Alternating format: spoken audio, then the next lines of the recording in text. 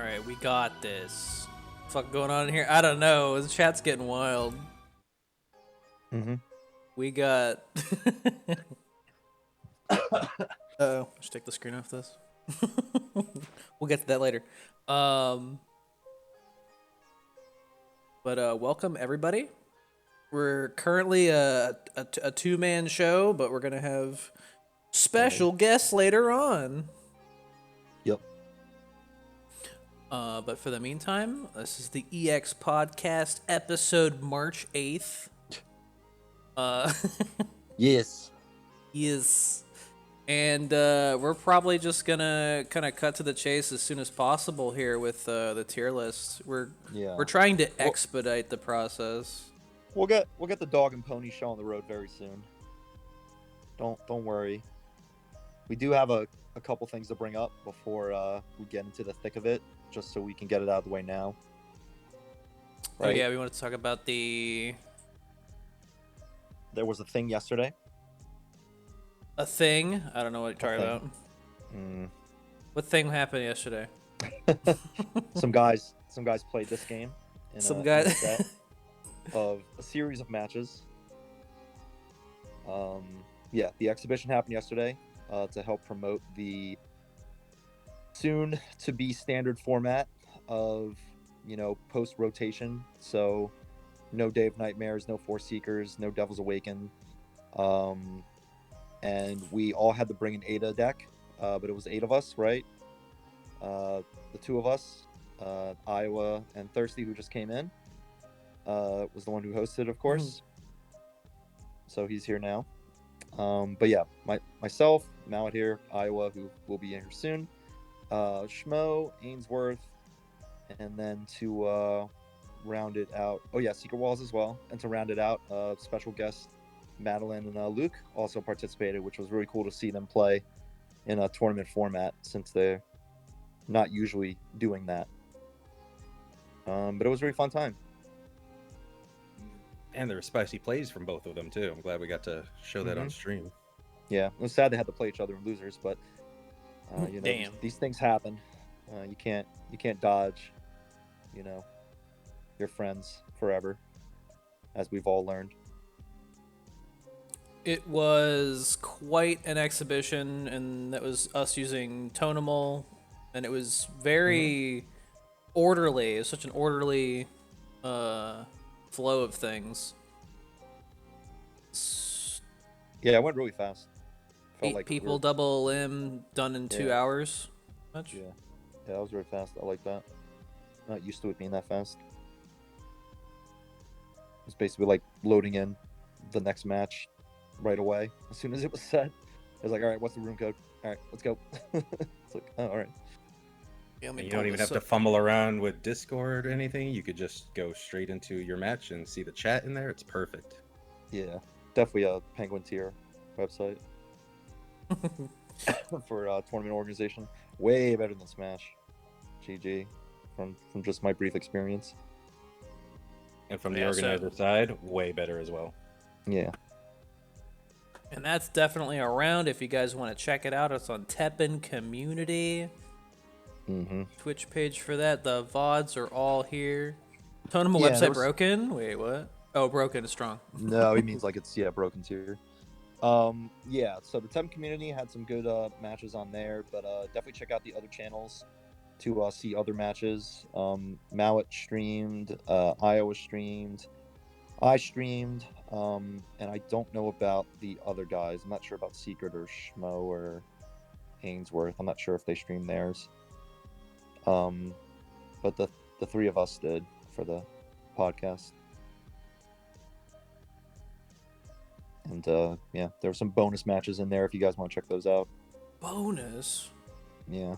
I played you Mallett first round, and I guess I'll get it out of the way now. I watched those matches, and I want to apologize because I didn't even realize how annoying that Ada deck was until I actually watched it in action.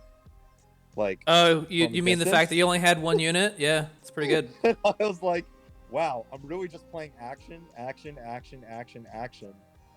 like you just have to like pass and be patient, and like I can't be imagine patient. how annoying that must be.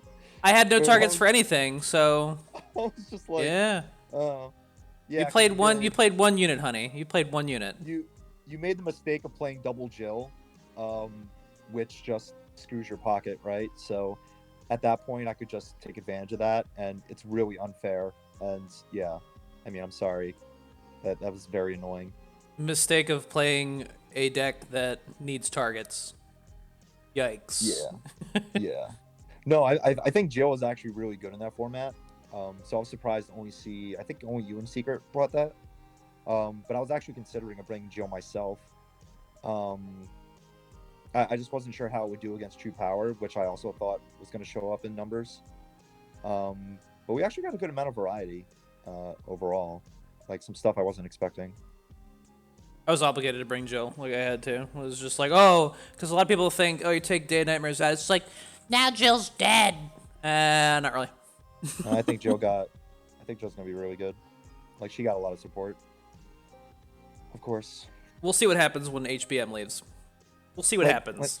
Like Ainsworth says, you didn't bring Denjin, but honestly, like I looked at Denjin after rotation, and I don't think it's that good. Like I don't know. Like it still gets the Really? Haunted by Memory stuff, but I don't know. Like it feels weaker compared to the other options you could do with red. Like Celestial looked better than Denjin on paper when I was evaluating things. I think in most matchups it is better, but I think it's gonna still be a really strong tournament deck, right? Because with Ada, that's just a strong counter. Like purple is just gonna still struggle against Denjin. Yeah, I think. Yeah, that's true for the most part. It really just comes down to, do you have answers for their legendaries when going up against action-based red decks? Because I don't know. I feel like you can't like burn them down anymore. But yeah, we'll see. It depends which way Ada goes, I guess. Because I don't know if like Exodia is the best way to play Ada. The more I thought about it, but I also like looked back at my losses with Ada and realized like I could have won all of those if I didn't screw up so much. So I feel like maybe it just takes some time and optimization to realize like, you know, the right way to play Ada. Because I feel like, yeah, that's a really strong deck if played perfectly, but it's also one of the really toughest easy decks to play perfectly. Yep. like I looked at a couple plays and I was like, why did I do that? Like, so yeah, it's tough. I know one of your you games. just have to work with the hand you're dealt, right?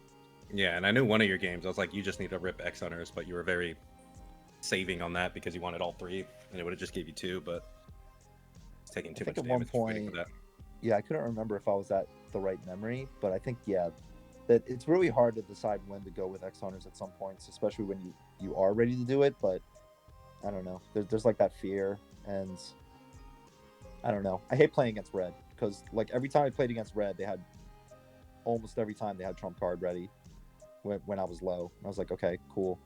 I guess I got to live with this now. Yeah, I think in that matchup you just got to start holding. Yeah, you got to just start holding a negate for trump card. Yeah. Like I didn't have it at the right time, and I was negating the wrong stuff sometimes. And yeah. I mean, long story short, yeah, I feel like if we do go back to like the Haunted by Memories meta, which is what it's starting to look like, it'll be interesting to see. Like especially because like that'll be still around after rotation. Like that's going to be very strong. That's been like the strongest set for a while too. So yeah, would not be surprised to see a lot of those cards stick around and stay in the meta. That's why I think red is looking suspiciously good for post rotation. Is HBM contributed a lot of their staple cards now. Yeah, red looks great. I just think that red. I don't know if action-based red decks can get away with it after rotation, just because they lose a lot of like that instant kill effect with state. Like state has been carrying a lot of action-based decks for both red and red green. Like it's not single-handedly winning every game for them, but it helps them win a lot of games where they shouldn't have won the game. And once they lose that, I feel like their win rate will decrease slightly, but they'll always have FD Rio around, which is like still like top 3, maybe even top 2 most broken legendaries in the game. So good for them. Yeah, I mean, we'll see what happens, but just looking at it, it was like, oh wait, they still keep Chain of Fists. They have the new Fist card, so they have 6 actions that cost 1 that deal damage, and Yeah. still got Leon, still got FDR. So Yeah. yeah, I a think lot of the if, things I don't if like. they ever lost FDR, or if he ever gets nerfed someday, which I've been wanting to get nerfed for like almost 2 years now. Like if that ever happens, then yeah, Red would start to be in trouble. But Leon sticking around for at least one more set is pretty good. Good, he says. There's Dragoon plus state makes me very sad. I mean, at least that has some interesting, what do you call it? Ramifications. Kind of funny if you were able. I think FDR needs a cap, but. Yeah. Oh yeah, he definitely needs a cap. He needs a cap. He needs a cap so bad. Sure does. It's pretty bad that I'm supposed to be the red player, but like I'm just disgusted at some of these cards. I mean, that just means you're, not entirely biased. Like I was not out there defending Charge Shot X. God, that was a mess. Hated it. I think it's fine for some stuff to be overpowered, but if something's just unstoppable, unless you have the one answer for them, it's just feels bad.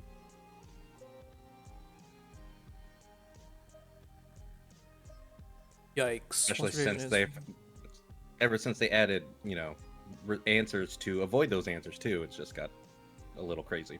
Yeah, it's messy. Like the whole time I was trying to destroy red cards in the exhibition, I was always looking out for Rescuer's Bullet because that is staying around, and I knew that was staying around after rotation, so I figured people were going to be bringing them to be really annoying, right? Like being able to play Leon out like twice is really good, and saving FDR from being stolen or destroyed or whatever. Yeah, but that never happened against me, but I was expecting it. So Coral can actually be good for a tournament format? Yeah, I mean, I don't know. I guess Maybe. question mark. The only problem is just dealing with those big threats is difficult. Yeah, there's a couple ways, but yeah. He's enjoying it. He's liking it. Yeah, but congrats to Shmo for being the king of the mountain for that stacked exhibition. It was pretty good games. I got to play them in 2 sets and definitely got my number multiple times. I got close with Ada the first set, and yeah, I definitely could have pulled it out, but yeah, he definitely hung in there and found the openings to get through, which is pretty damn good. I think the only time I beat him was with True Power, funny enough. Yeah, you guys both used True Power, and it was yep, a little bonkers. Yep.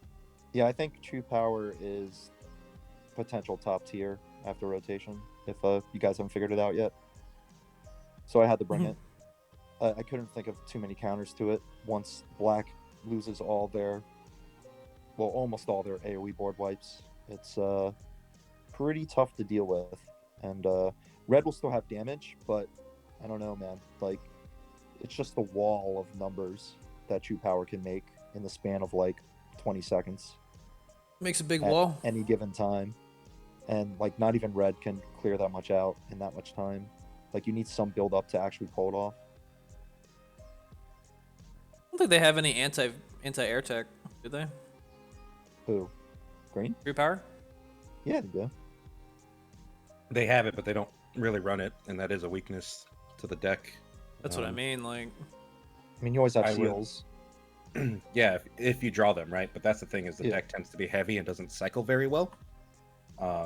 So it can have trouble with that. Like, I was playing a match earlier, and it was a Tenkuha Zero who dropped Hellbat or whatever. Yeah, Pyrobat? Pyro, yeah. Yeah, Pyro. And I just couldn't fucking kill him because I was halted all day. My board was full, and he got to Tenkoha twice and I fucking died. Yeah, Wow.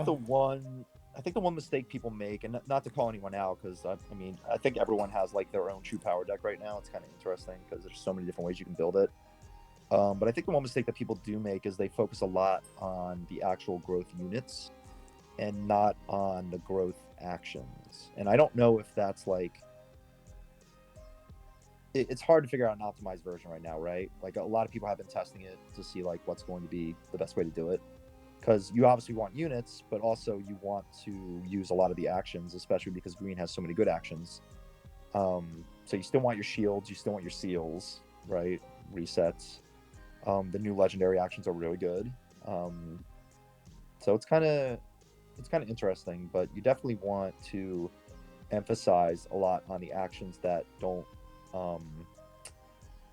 restrict you, I guess, because one of the newer actions is great if you have a full growth unit on the board, but that's not always a guarantee, right? So you don't really want to go all in and bring like 3 of those, you know, just examples like that.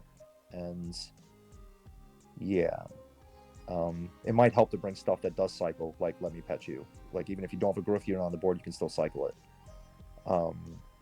Yeah, I will say it is tougher right now with the current meta because you kind of have to stack more units because there's just so much cheap removal. But I definitely see you can fit in more actions after rotation. Mm-hmm. Yeah, and that's what I was saying. Like after rotation, it's going to be a much scarier deck to deal with because that fear element like reduces greatly. Like you can play 3-cost Nero with little fear. Like black can still remove 3 costs, but they won't be able to do it as easily as they can now. For obvious reasons. So when I brought my true power deck yesterday, I wanted to bring 3 of those Neros because they're really good. Like he's super good. So I was surprised to see. I don't think Schmo had him at all. But I feel like he just carries so hard for a 3-cost. He's like probably the strongest 3-cost in the game now. Yeah, the highest potential for sure. Like his numbers are just bonkers for some reason. They just his go sales higher numbers, dude. Top of the charts. Stocks are going up. Yep. Be sure to remember your assassination lists going into the next. Yeah, that's the catch, right? Because I don't know. Yeah, because it feels like a lot of 3-costs are going to come back, like low cost unit decks. But we'll see if there's like a lot of tall stuff going along with it. Because I feel like Earl's going to drop off big time. There's a lot of Earl going around right now, if you guys haven't noticed. For a good reason. They're scared. But it's, yeah, like they're trying to get their Jowies in before it goes away. And like, I don't know if Earl can exist. Like I tried, like I wanted to bring a black list yesterday just to see how black would look. And it looks pretty grim. Like, obviously spirits look okay, but I was getting some pretty bad draws with the spare spirits. A lot of tech heavy stuff was in there though that I just couldn't use at the right time. I think Raging Demon might be okay, since like Bison is great and the new Akuma is really fun, really really strong, and of course you have Tube Fox, but there's not like a lot of solid like units to help like carry them or help them ascend. And I guess Nobunaga as well, right? But it's kind of weird. Like maybe Dark Destruction comes back in some form with more revenge based decks and Sigma. But I don't know. Like Uro kind of struggles a little bit. But we'll have to see what the next set brings too. So it's kind of up in the air. In before they get a lot of tools that were better than like Reaper. Yeah, like that's the thing, right? Because with this set, it's interesting because a lot of what we're calling replacements for older cards have shown up, right? Like, oh, this looks a lot similar to this card that's going away soon, so that makes sense. But in the current state of things, it's just like, well, you have multiple versions of this card now that one's better than the other, so why bother? But then when rotation happens, it's like, oh yeah, we'll use this. So maybe we get even more of those cards next set that are just replacing the old stuff. Not to say we're getting like Living Death Part 2, but yeah, that's exactly what it is. It feels like the newer stuff is a bit more balanced with like the old stuff in mind, right? Like it has similar effects, but they're also like reeling back or like giving negative effects, especially to like the legendaries. Well, most of the legendaries. It's interesting.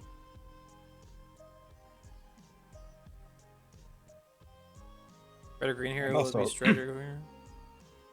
I'm also curious to see what black will turn into, though, too, without having 15 cards being auto added in. Yeah. Oh Yeah. man. Like a lot of the old stuff was essential. But when that goes away, it's going to be even more open. And I felt like, I don't know about you guys, but the first week of this expansion, it was kind of all over the place. Like I couldn't really figure out what was going to work.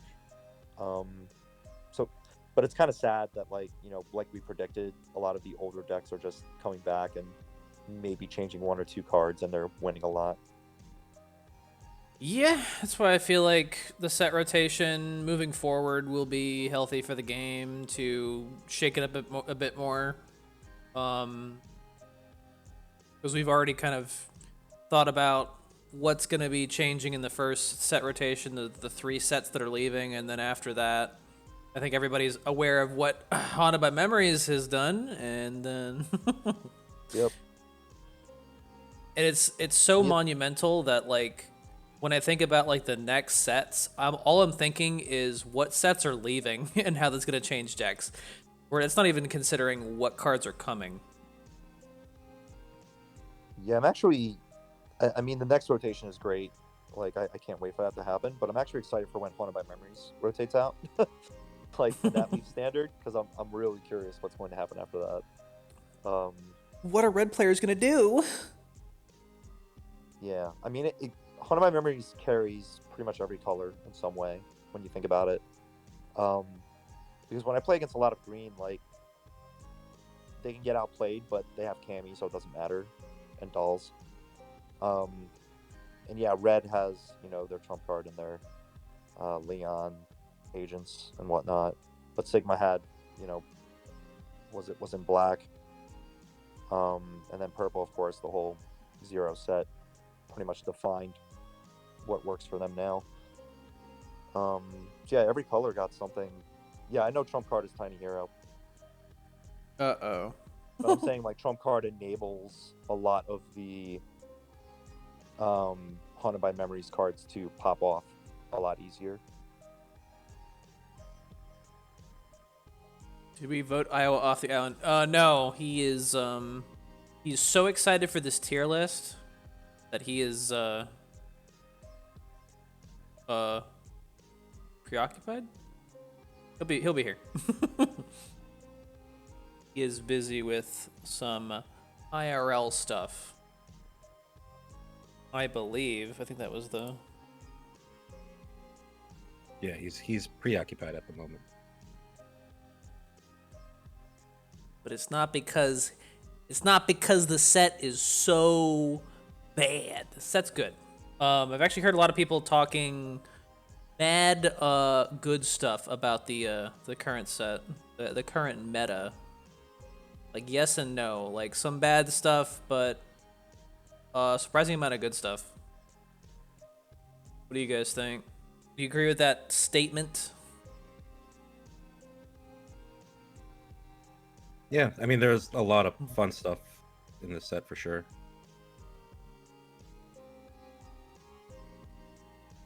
Yep.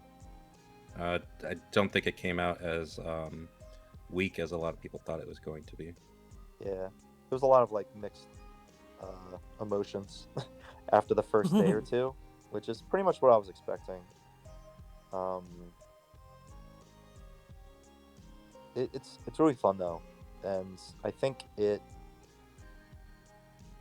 really helped. What's the word I'm thinking of? I guess neutralize the game a little bit more. Whereas, like, you can still win really fast, or you can drag the game out. Like, that's not really an issue anymore. Like, it's not all fast paced as it was before. But it's interesting to see just how many decks are viable right now in the state of things, while bringing in a lot of newer cards to help kind of bring them down at the same time, where it's more realistic in design now, where it's not just trying to power creep the previous set over and over again. This is probably one of the better balanced sets that we've had in a long time, when you think about it. Yeah, Let me do a actually poll. only one card that I absolutely hate this set. Oh yeah. I mean, we all know what that card is. I think so. They did a really good job with Ada's hero arts. Like none of them seem too insane. I haven't really seen any, broken combo or abuse of them yet. There hasn't really been anything that stood out as like, this is the way to play Ada. Like I've seen people try all sorts of stuff. I know Dango's using Breakaway. Iowa really likes Blackout, and Mirage is really fun. So I think Ada was really well designed too, and yeah, not as oppressive or one-sided as the previous heroes have been. Just that nasty breakaway. Breakaway's Screw fun 'em. because you can get some crazy setups with it sometimes, but it does take some effort and build up. Like the most popular combination I think is like double trigger Dante, or I guess V if you can make it work, but It's tough. It takes a while to set up, and then like sometimes you can shortcut it if you draw a card into your EX. But it's frustrating when you don't get the draws. It's heavily draw dependent. it just feels bad if you run into like the one black matchup and they have incense. I got there's that, and I mixed myself up playing against Ainsworth with Breakaway. I did it for the memes, and he bounced my shit, dude, and it was like discounted, and he didn't. Neither of us knew like how it worked. It was just like, oh, that was what happened, and it was just like, oh, okay. Oh, is that Stuff was coming out, and it was just like, oh, not with Nevin, but I could not find a strong card, so I ended up pulling out Dante, and then I brought him back in, but he had lower costs, so he was hovering his Gan, and it was just like, oh, just instant gone. It was like, what the fuck?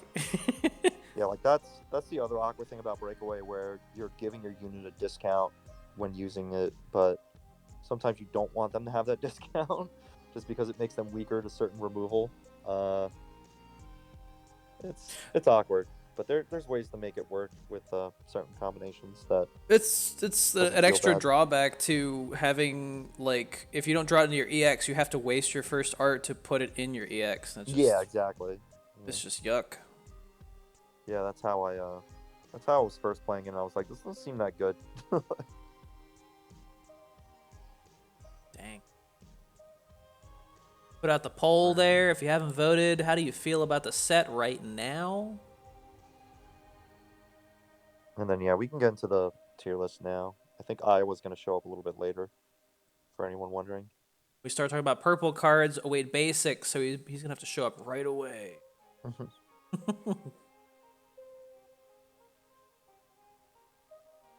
Vote. Chat says a 4 out of 5. That's pretty good. Pretty good. Smilers, pretty much. Smiler status. People are happy. A lot feel pointless and irrelevant. Really designed to be post rotation. I also agree. There's some stuff that they're like replacing cards that are going to be rotated out, but they feel like they need to coexist first. I don't know why. I will say they are doing a better job coexisting with the rotation or without rotation, better than I think most of us thought. So yeah, it's also pretty good. But like none of them feel like complete bullshit to the cards that they're replacing in the decks too, which is also nice. Yeah, that's the catch. Like they're not like one for one mimicking the same properties. They're actually a bit more grounded in expectation, but retaining some of the classic value, and they're very playable. Yeah, the new Jill especially. I remember when I saw that, I was like, oh, it's like a replacement to Super Jill, and it's just like, it's interesting to take a legendary, tone it down, and then turn it into a regular card. Yeah, it's a pretty strong card, but we'll get to that in a bit. Let's start with the basics. Starting with the basics. Let me pull up user thing. There we go. The basics are all the way at the bottom. Yeah. And we're doing units first. Any unit likers? I guess we'll go on the list as it is on the tier list here. Chris, you came up with this, right? This is your design. Well, I made the template. Excellent. I made this. I made this. Yeah, I did it. The first one is Urian. So what we're gonna do is I'm gonna put this in here,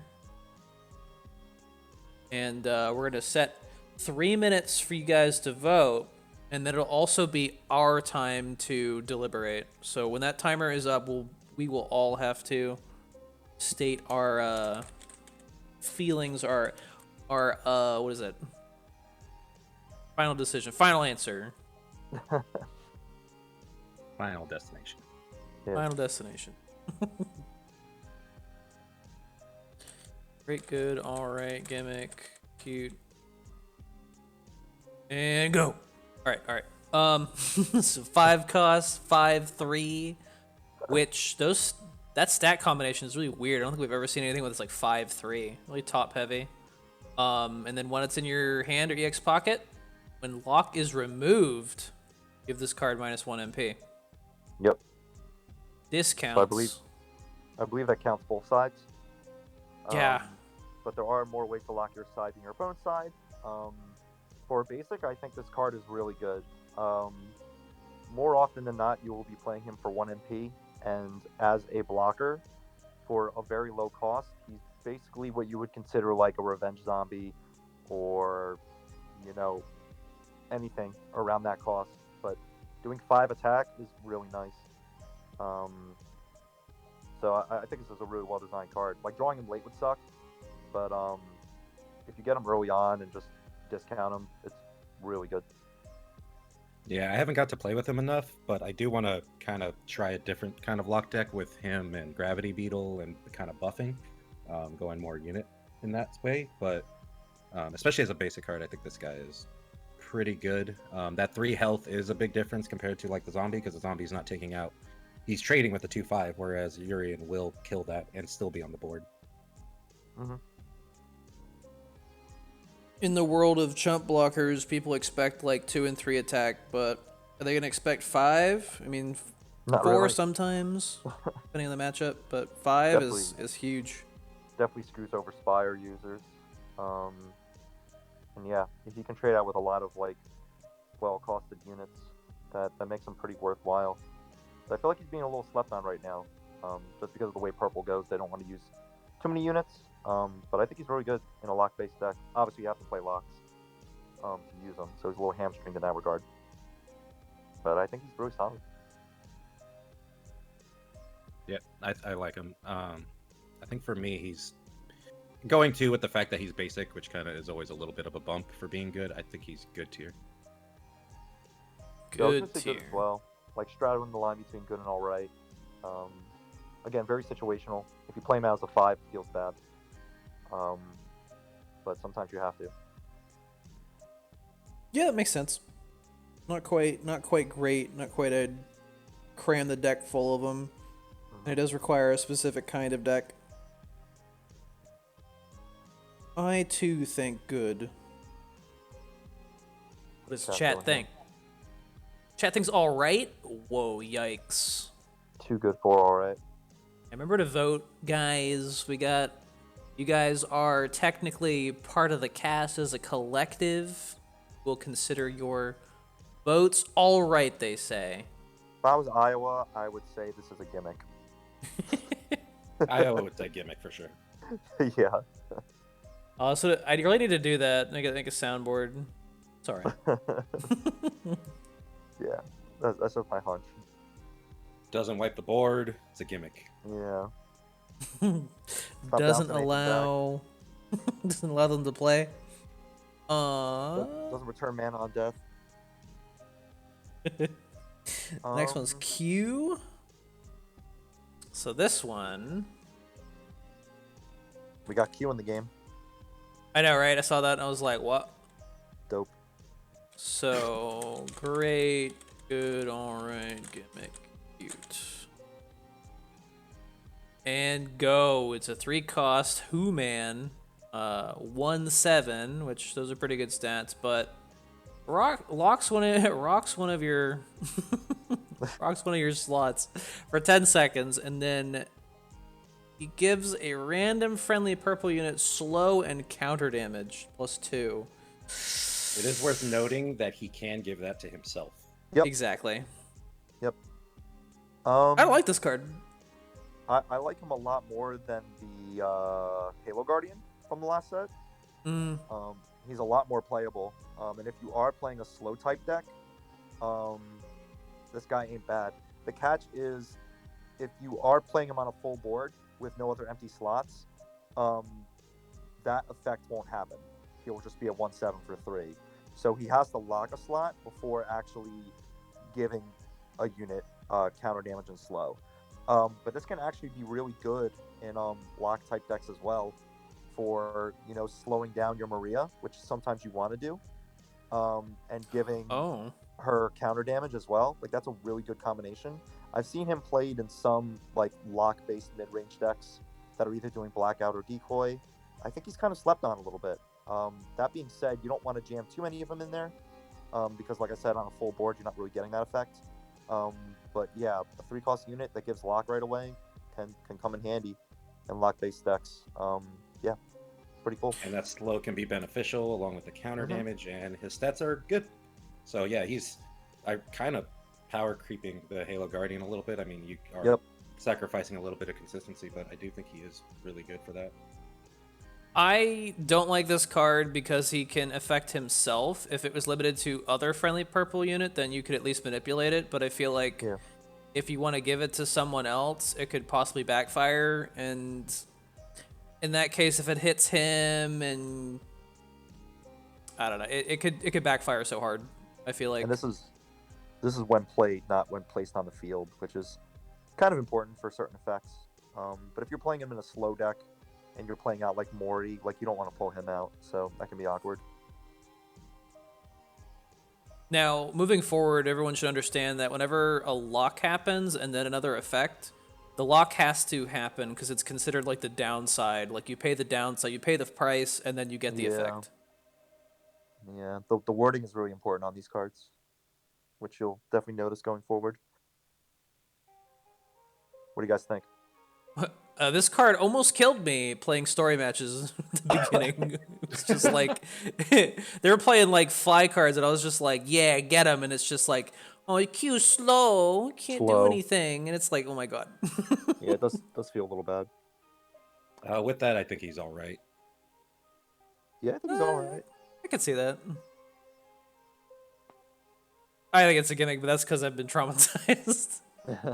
Played that one match and I'm like, I will say he's close to gimmick, right? Because he can be very situational, and you don't want to run too many of them because you get stuck in those situations more often than not if you have to play him out at some point. But I do think he is very serviceable in lock-based decks. Oh my god, I can't talk right now. I just wish they made it so it was other friendly purple unit, but that's okay. Still a way to pop off with him. Next card is this Crystal Snail? It is Crystal Snail. Yep, he's back. He's back. He's not just on an action now. About a Japanese player playing Coral Spirits. Pog. They're like, one new card, let's go.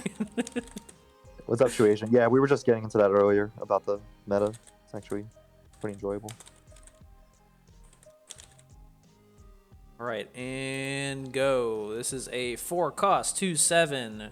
Randomly locks one of your board slots, just like the last card, and then give -1 attack to one random enemy unit. And this is a permanent debuff. So permanent attack debuff, guys. Don't see this card enough, to be honest. Yeah, I'm trying to think of the best way to use this card. It's how do? Yeah, again, you want to use it in tandem with other, lock cards that get benefit from that. But I think for a 4-cost, the stats are solid as a 2/7. it's not doing anything else after it's played, but you know, giving -1 attack permanently is kind of a big deal, because there aren't too many things in purple that can do that, especially after rotation, when you consider it. So if you are playing a blackout deck, this card can actually save your life sometimes. So yeah, kind of surprised I don't see this card more often. Dude, Kyle loves it. It's a cool card. Using it in 4 as the blackout, bro, you crazy. Yeah, I mean, like there's I mean, spoilers, but a lot of cards in this set for purple are very like fours friendly. It's just a shame that fours as a whole has kind of been gutted. I mean, it's still fun, but yeah, not to dwell on it too much. Dude, yeah, these are the I think this card is really cool. Yeah, I think this card's cool. Yep, I like it as well. Pairing in with everything for 4s, which is really helpful for purple. Good stats. That -1 attack is really good. Yeah, I think he's good. What about lock decks? Would you use it over our other contenders? Probably not. Those decks are pretty tough. packed as it is. Yeah. It's That's tough what makes because me hesitant to give it a higher rating. that's the catch with purple right now. Like, ever since fours was nerfed, purple has had trouble finding like a good unit based deck. Like, they've come close with the slow archetype now, but locks, I don't know if locks are potentially as explosive as slow can be, outside of a couple units. It's kind of interesting though, the whole lock archetype. I'm a fan of it. I just don't know if it's like that strong. It's super hard to optimize. It's tough. Yeah, and Snail is solid. I really like his effect. Just can be difficult to play sometimes. I mean, I also think you don't really put this in a lock deck because you're bouncing a lot in those decks typically, and so lowering their attack and then bouncing them doesn't seem great. But this is supporting other decks. Chat says good. Yeah. What do you guys say? I'm between good and all right. I would probably say, I'd probably say all right now and maybe good in the future. I think all right. Well, I was torn between, so I'll go with all right. Ooh, overruled. Yeah, all right. It's hard to rate these for the current set when a lot of these cards are going to get a lot better soon. I'm trying to factor that in, but it's difficult. It is tough. 3 cost. Shark Dude. Kezu. What is this from? Monster Hunter. Raged and Evil? Monster. Oh, dude, that looks pretty gory for Monster Hunter, damn. I think this dude's in Rise, which is the first time I saw him, and he's kind of ugly. It's the fact that he has no eyes, too. I don't see any eyes. He doesn't see him either. You'll never see him coming because he can't see himself coming. Kezu, dude. Great, good. Pretty creepy. Cute. He's so cute. All right. So 3 cost, 2/3. Whenever a lock is removed, so that means he has to be on the field when a lock comes off. Give 1 random friendly unit shield. I mean, this sounds pretty funny. This sounds pretty funny. It is pretty funny, and I've seen some people try to make it work to various results. It's difficult. Like, more or less, you have to use it in tandem with other cards that are constantly generating locks. And there's only like 1 that I can think of right now that's doing it more than once.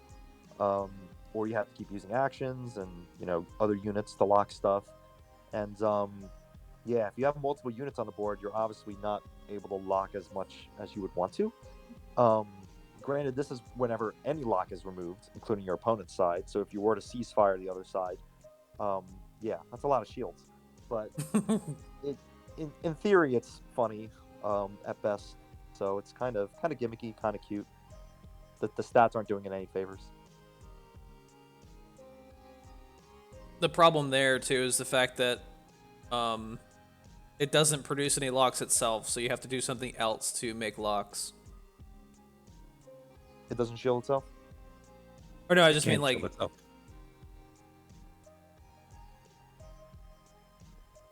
I'm just talking about the fact that it can't produce locks on its own. Oh, right. Like it. Well, yeah. Yeah, I get what you're saying. So You need something else to make those locks. That's the catch. yeah. I feel like striking a balance when you have a lock deck, it's really tough to find the right balance of lock making and lock payoff. Mm-hmm. It's a lot easier to just like play growth cards in purple. That would just generate stats or shields of their own. I think it also struggles for the fact that it's when the lock is removed. Mm-hmm. So like that's 10 seconds. It's got to wait. Mm-hmm. It's pretty awkward. You could do some cool stuff by having like a slot locked and then drop him at the last second, which is kind of cool. Yeah, that's the idea. Yeah, like Kyle's saying, there's some cool synergy and stuff you can do. And I think I've seen a match where someone had like 6 shields on this guy, but you're not winning the game, right? Like you're not pushing a win con. Yeah, the numbers aren't amazing. It's just stalling, which purple does like to stall. It's just hard to win a lane with this right away because there's some time needed. Like you have to halt or make it fly, or it's a lot of extra work.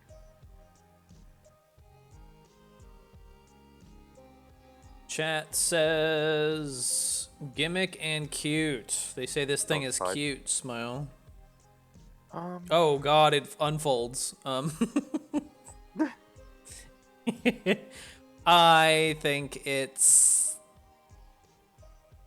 cute. You have to try too hard with it. Yeah. Yeah, I also go with cute. It's the ugliest cute. He cute. Good lord. He cute. Next one. Ooh, the gravity beetle. I didn't realize he was a basic. Yep. So, let me save this in here.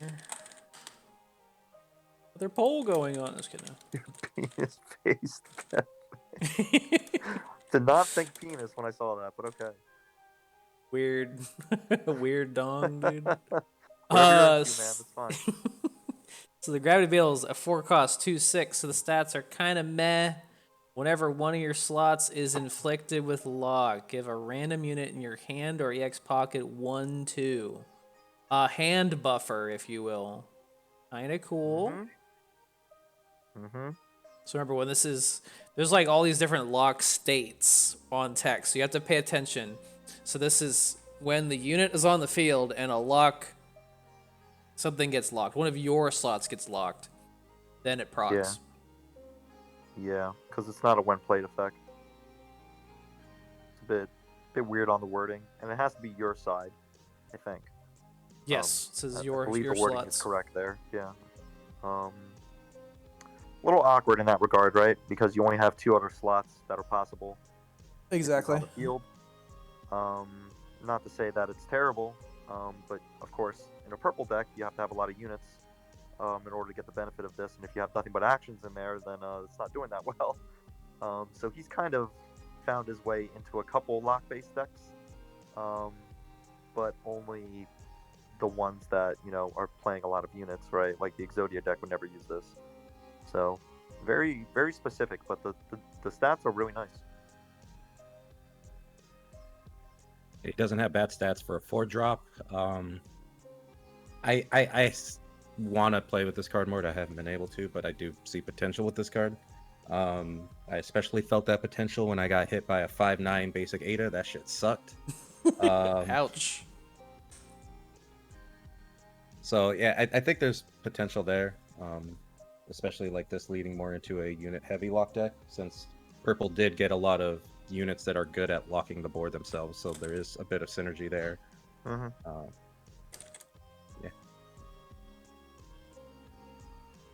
Yeah. If for me, I was again bouncing between good and all right, but if I had, I would probably put them with Crystal Snail, so I would guess I would still say all right. Yep. Pretty much all right tier for me as well. Not much else to say. It's just tough to make it work because the the safest way to put locks on your board is to use units, but if you're putting a unit down, well, there's only one slot to lock after that. It was I mean, it's the same problem that growth decks have, right? Like you kind of have to prepare and have a combo ready for that synergy to work.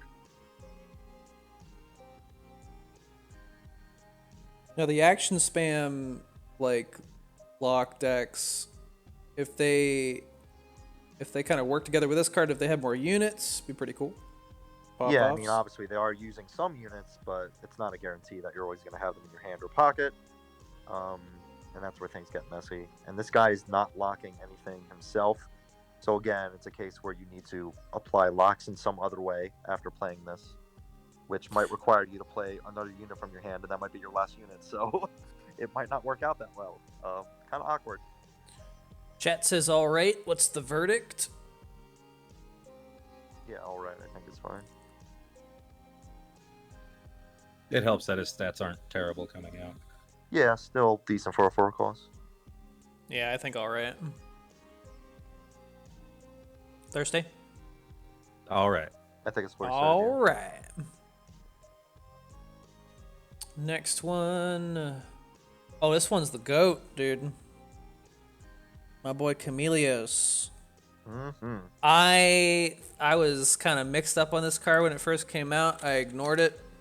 Great. Until I think Thirsty pointed out that the draw happens immediately, and I was like, oh, that changes everything. Yep. I think this guy single-handedly supports a more unit-heavy lock deck. Yeah, I think yeah, brother. I think he's starting to become essential, and people are starting to figure that out. Where, you know, sometimes the issue for purple, especially, is you don't have the card that you want right away, and the card that you want right away. Well, we'll get into that in a little bit. But yeah, finding that card can be an issue sometimes, and this guy helps you get there, as well as, you know, cycling your actions, of course. But yeah, not a bad starter. 3/4 is not too shabby for a 3 cost. Yeah, the stats are pretty good. I thought this was gonna be a 4 cost with all the stuff that it does. Yeah, there's been a rise in 3/3 costs as well. So this guy beating those trades is really good. Yep. Yeah, the game lock is presented as a detriment, and while it is, there are a lot of things to take advantage of it. So once you realize that that's technically a detriment, it's like, okay, well, it draws a card and the stats are good. Cool. I think so. Yeah, it can be a benefit at times. It's not always the worst thing in the world. Yeah, I mean, a lot of people are just gonna keep playing Foresight, but I mean, having this in a unit-based deck, like Thirsty said, is not a terrible idea. It can do a lot for breakaway too. You want to get these things as much as possible. Well, this anything won't where you work can after pull being into the replaced EX by breakaway, right? Oh yeah, I'm just saying, like, you could put this down It just to helps put set like a up. base, and if it Yeah. pulls a strong card in there, you could just like immediately like snap it in. It can help set it up. Yeah, it does feel bad when you obviously have a full pocket and you kind of have to clear that out. But that's the case with any draws. It's nice and flexible too, because again, the trend is that you have to lock a slot to get the other effect. So if you don't want to draw it anymore, if your board is full, you can just play it out then. Right. A good base along with a net for Oro. If you just play this thing out and then ascend on Oro, you have yourself a quote unquote maxed out Oro. Yeah, I mean, that's the other thing, right? He still works for that combo as well. Yep. Yeah, it works in tandem with a few cards that want to see a lock. But yeah, I'll say he's great. I think he's great. Yeah. Solves a couple problems for the lock archetype. Chat is torn. Great and good. I think Great wins it. It's up to Thirsty. Just kidding. No, he's Penguin tier. Okay. So we kind of have to make halfway. Kami tier it is. Basic card, best in the color. Oh man, I can't imagine that.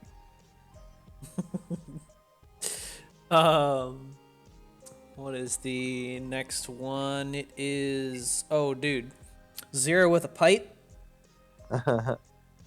Pipe Zero. No, not that It is one. indeed Zero with a pipe.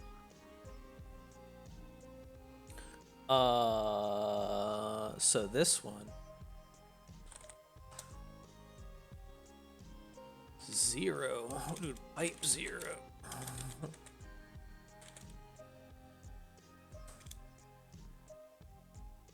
Gimmick. Cute. Spelled that. Alright. So this guy, I don't think I've ever seen played before. 5 cost, 3/5. But at 4 memory goes up to 4/8, and then at 7 memory it gains agility. A 4/8 with agility, which sounds pretty nice. Yeah. Problem is he's a 5 cost.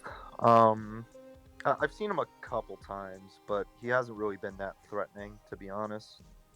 He only needs memory 4 for the stats, which is nice, but a 4/8 for 5, I mean, it's going to sound selfish or greedy or whatever, but it's not that great. You're like, I can get that day, with a catchy and kill a card. Especially in especially in a color like purple where, I mean, you're playing a unit at that cost, you probably needed to do something else for it to stand out and actually win the game. Like a lot of the 5 costs in purple right now are really required to do that stuff, right? Like Kuroda having that growth and spillover, like Dante having that combo and higher stats on growth and all that stuff, right? Whereas Zero, it's just a 4/8, and with agility, I mean, it can be strong, but it's a lot of build up at memory 7. Yeah, I was trying to figure out how to say it, but you nailed it right on the head there. The cards have to do stuff. I don't think you're gonna have much of a stat stick in purple. It just doesn't fit. Mizutsune is what I think of. It's just like the stats are pretty close, and yet it has that debuff effect, which is hellaciously annoying. Yeah, for memory 7, I'd rather play Mizu, which is cheaper and more effective at the end of the day. If he was 4, this card would be off the hook. Yeah, it's a 4 cost, he'd be really good. But I mean, there's already a 4 cost that has 3/8 stats, right? Granted, she's going away soon, but yeah. Yo, he goes to bed with his pipe, dude. He gets out of bed with his pipe. Who wants some? You're laying down, and then your neighbors are making too much noise. That's it. I don't know. I think he's kind of a gimmick, but I could see him as all right as well. I don't think he's quite gimmick, just because I think if you can get a 4/8 with agility, even at 5 cost, is definitely nothing to ignore. And I can see potential with this in potentially a breakaway deck as well. With memory always being active. Oh yeah. It's pretty good. So with that, but you know, there is a lot that can go wrong with him. So I think all right. Chat says all right. I'm fine with that. Yeah, I was gonna say all right. I do like the fact that it's a 4/8 with agility, and the whole memory thing, like Thirsty said, makes it work with breakaway. Oh, give it to me. True. All right. So we gotta talk about it. Are we doing it? We gotta do it. All right. Where is she? Where is she? Where is she? Show her to me. I'm just gonna rip this band-aid off right now. This is my penguin tier for the set. Ada. Ada. So, had a week. to think this one over after my initial impressions. I did have her at Penguin tier on day 1, day 2. After that, I had some second thoughts where, a lot of times if you can't find her right away, it feels really bad. Kind of feels like Legend Oichi in a lot of ways, where, if you find them late, they're going to be really expensive, and sometimes you won't get it off. And then that just sucks. But you remember how in the last set, how we looked at Date Mesa Moon and his growth effect, and it was like, wow, on growth he can bounce any unit in the game. That's insane. And then we found out that it didn't work that way. And then I said, of course it doesn't, because if you had a unit at that price bounce any unit in the game, that would be broken. Well, now we have basic Ada here, and I think this card is really broken. Yeah, this is still Penguin's here in my opinion. I think this is actually the best card in the set.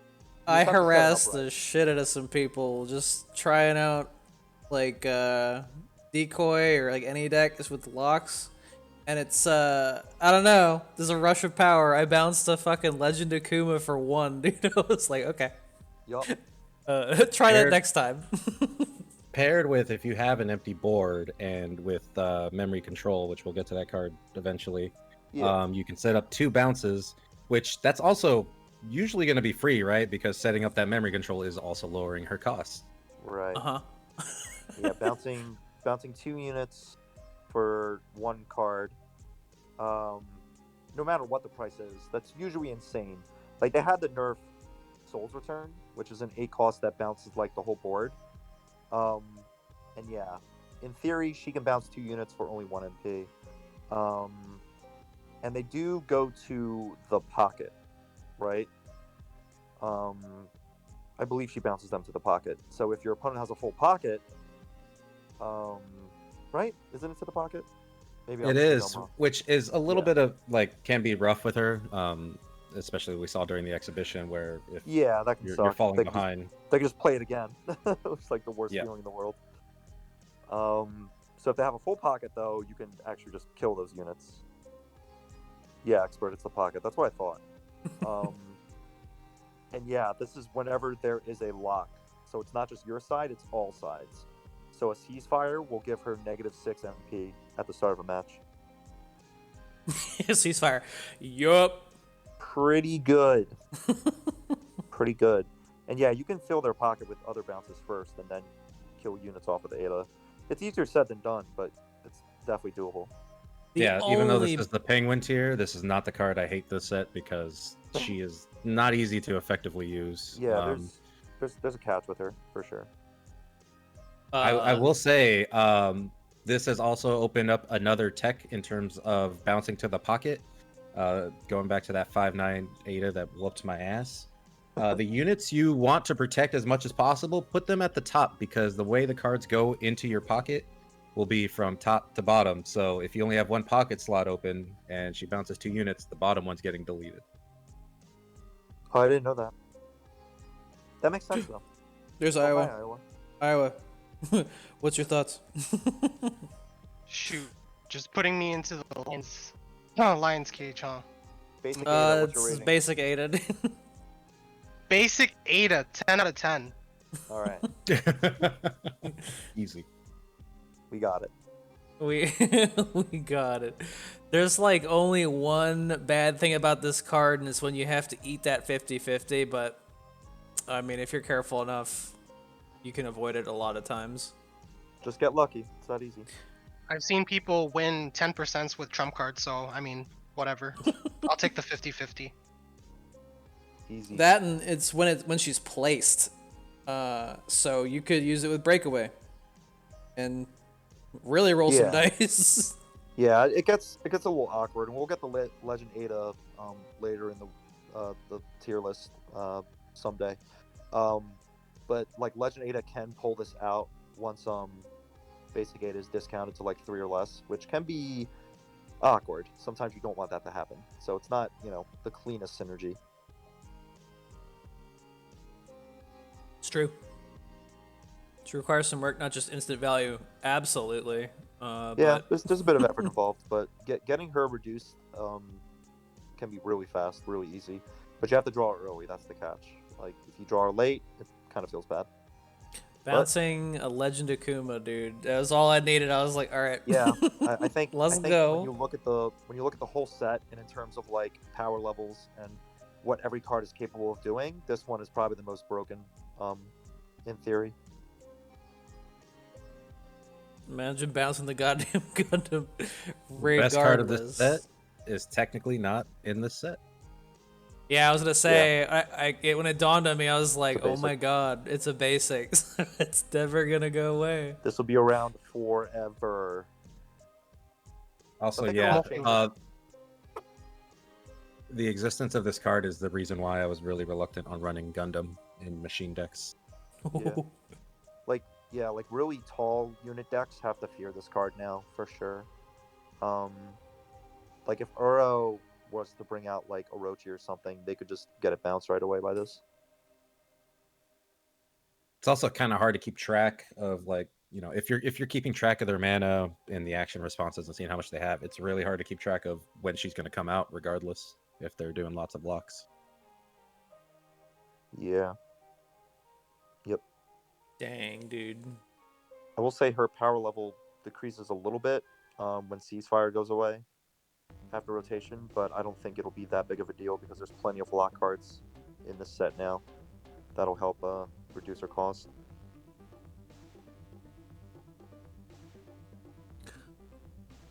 So that's that. That's our penguin tier. All right, we'll see you guys in 2 more months. Thank you, Lit. Iowa, for all your contributions. Yes. We got next. Oh, dude, this one. Saw someone in Ainsworth stream using this, and I was like, what?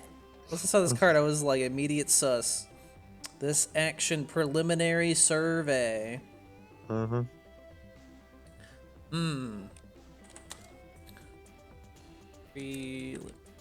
Survey. Great, good, alright, gimmick, cute. And go. So it's 2 MP that reads how many board slots you have locked, and then we'll draw 1 card for each and put it into your EX. So you're supposed to lock your whole board and then draw 3 cards. Yeah. Kind of awkward when that happens. Based Yes. off of our eternal rules of not putting basics in mother tier, this is cute to me. Like, Fast there's is just- cute. you're Yeah, just this fuck- isn't mother tier. It's still a draw, and it can draw 2 cards, which is kind of the same effects as what we've seen with like Revelation, which is also a 2 cost. But Revelation's effect is way better, for obvious reasons. I don't I think think- it's terrible though. I think it just needs to be very specifically used. You need to be playing a lock deck. You need to have 2 lock slots to get the proper value out of it. And yeah, it can't be. Well, if you have 1 lock slot, you lose value. If you have 3, you lose a fucking card. If you have 2, it's just right. Yeah, I mean it's definitely gimmicky by design, but it's something more that you can do for lock synergy. It's interesting because how they view locks as a detriment. I'm surprised this doesn't cost 1. I would probably like this a should. lot more as 1. It should cost 1, considering you're probably going to spend around 2 MP to set up blocks for the best draw situation, which at that point, just 2 foresights will do the job. Also, I don't like the idea of drawing 2 in this way compared to like Revelations. It's pulling from your graveyard, so you're gaining an extra card, so that's immediately better. But also just kind of filling up your EX pocket too quickly, I think, could be asking for trouble. If you get like 2 bad cards, or I mean, Incense Cannon is being ran a lot more now too, so that could be a little more awkward. I think it's just kind of better to run like Foresight in every conceivable way. But even ignoring Foresight, I think it's just too much work for those card draws. Right.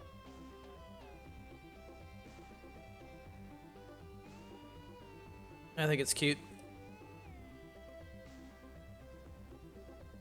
It's too much to ask for, and there are other cards that are basics that, not basics, but core, that will not go away.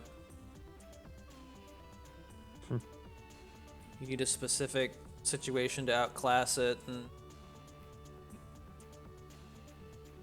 or to make it outclass the other options. Yeah.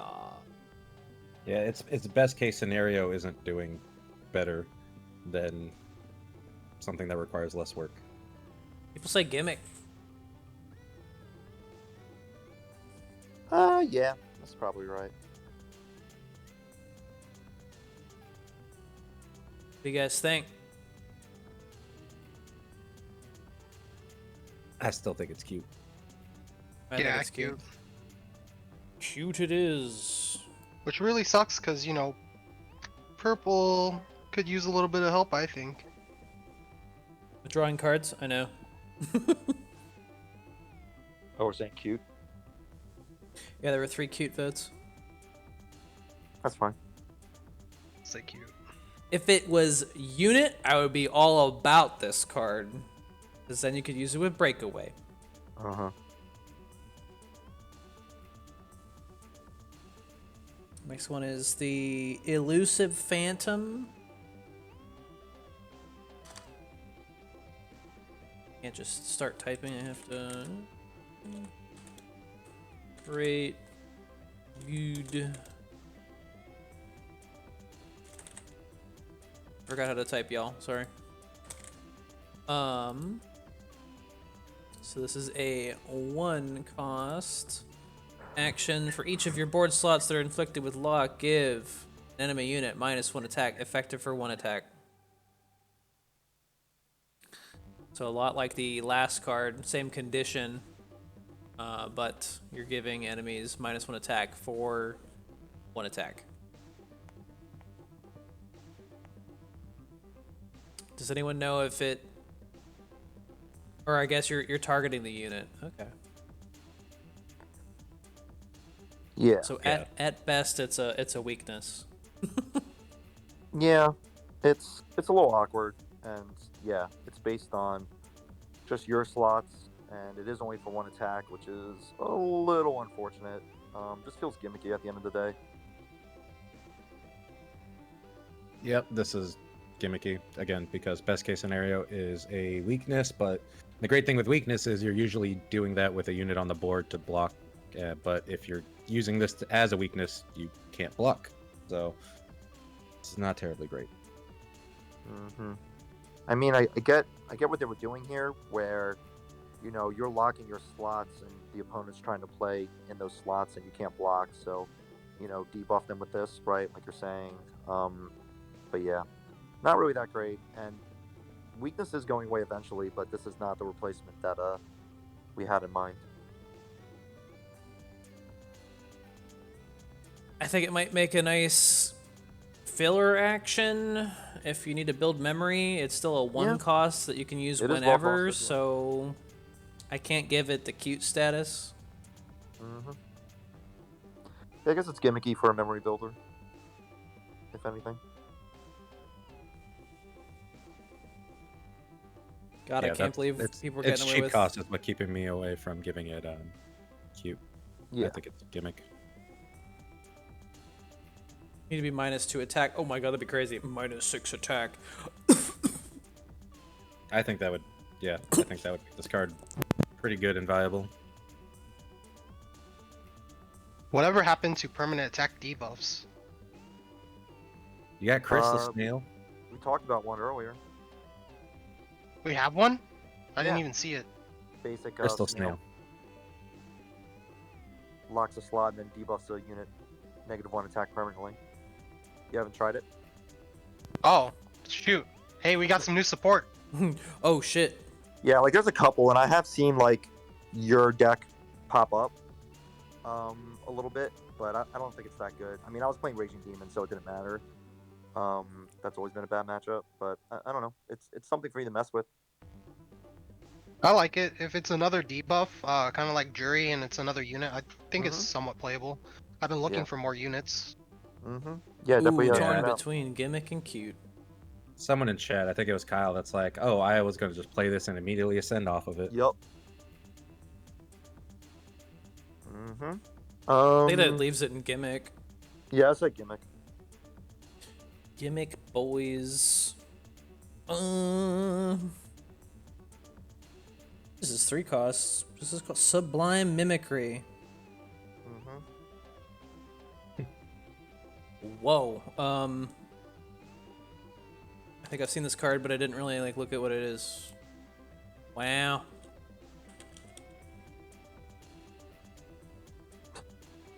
Chameleos is much bigger than that. His art makes it look like. Oh yeah, they had some trailer for Monster Hunter where he showed up, and I was like, "Oh my god, draw a card." Yeah. 3 MP to draw stealth. Explore, Just sorry. exploring for stealth, and like Explore Ada is going away soon, so this is just kind of like playing that unit, except you're not playing a unit, so it feels bad. And Oh, I auto-piloted. I should have put Mother on here. Stealth has been pretty bad for a while. So not too big on this one. I auto-piloted. I should have put Mother as an option for this one. This is pretty bad. I'm not gonna put a basic card in Mother. Oh, yeah, that's right. True dat, true dat. This card is bad. Evening, everyone. At least Chameleos is doing a pog on the card. He's pogging off. I mean, have any of you guys seen this card played? Nope. I think one of the story modes got used against me. One of the Chronicles. Yeah.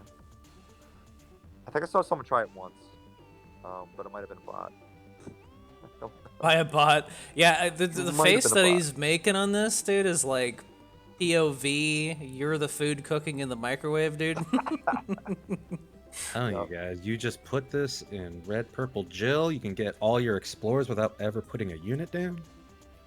Fine, if you're gonna nerf bowls, I'll do this. The all-action explore deck. Like in theory, if you respond, you're finding stealth for 1 mana, right? Which is not terrible, but I think stealth as a temporary thing, yeah, it's just not as crazy as it used to be. Sometimes that stealth effect, to get that 1 hit might be all you need.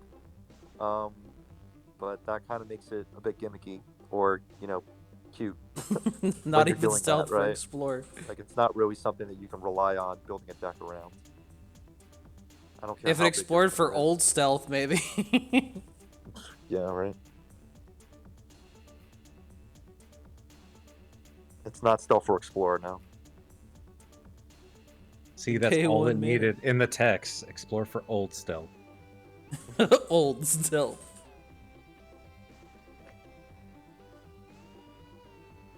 Yeah, but Yikes. Reploids will be going away, True Asian. So, I mean, after that happens, this is really one of the only options we have if we still wanted to use stealth. And not many people are using stealth in the first place, so yeah. When you see stealth, it's a bot. When they play Ada and then immediately play it on Ada. Pretty much, yeah. What are those bots gonna do? They're gonna be like, uh-oh. Damn, my card's going away, dude. My stink chameleon. They put this in for the bots. New bot meta. Well, I mean, it's even worse when they have to play the unit because they seem like they're programmed to just use it on the unit immediately. It's like 8 at 2/5. It's like, oh yeah, give her stealth. Give me that 2 damage. Everybody's saying cute. Yeah. Like, there has to be a big enough unit in purple to validate stealth again, and there really isn't that much outside of, I don't know, Nightmare, but again, that's going away soon, thankfully. Build your own Hisenko and hope she doesn't get destroyed in that time. Yeah, I mean, at that point, you'd rather just give her flight. You take the Ring of Control to Mordor, dude.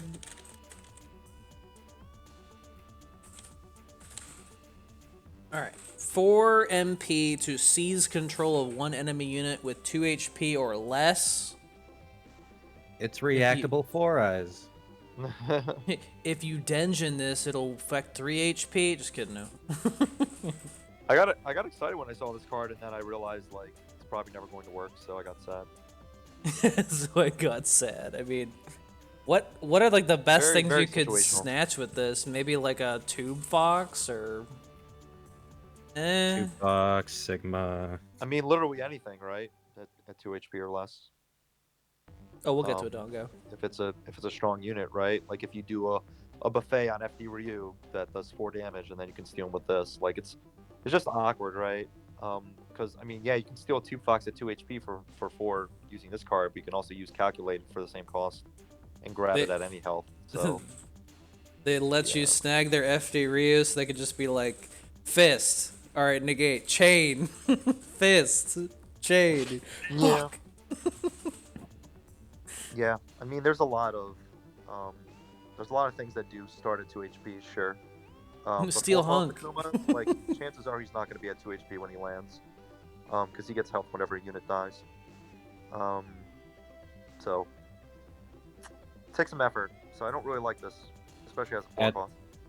Add to that this is an action, so the amount of counterplays to this thing is immense. Plenty of ways to respond. Yeah.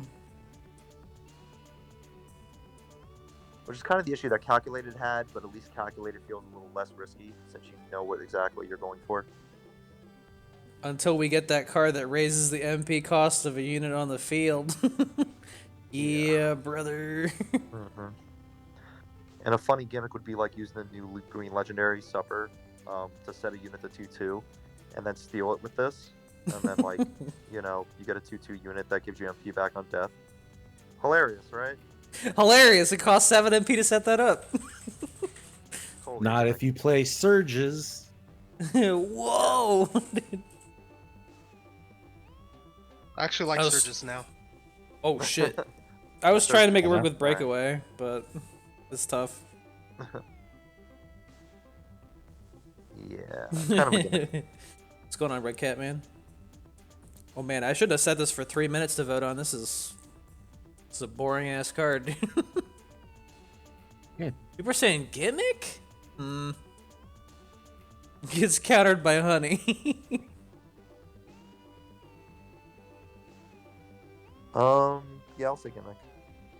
You could brick pretty hard with this card. I wish you could, like, if you could just, like, cycle it, that it would be less offensive, but... Less offensive than if it were cheaper, but it's just... Ooh.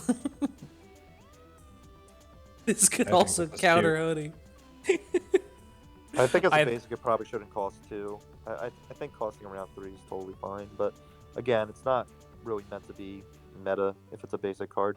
Only a few basic cards have actually slipped up and become as strong as they have been. I mean, we obviously rated a basic card at the very top, but basic cards are mostly meant for people to get like accustomed to mechanics and get used to things before they move on to the real cards. Chat said gimmick. I kind of think cute, though. If Purple were to get a 2-mana version of this, it would probably be a legendary.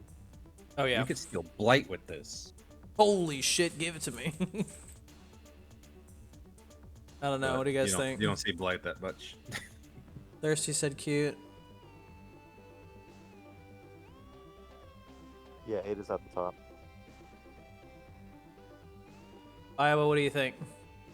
If it costs cheaper, I would say good, but it's pretty cute. Like, even if there was ever a meta where you would want to steal something like this, it's kind of like way too balanced in its cost.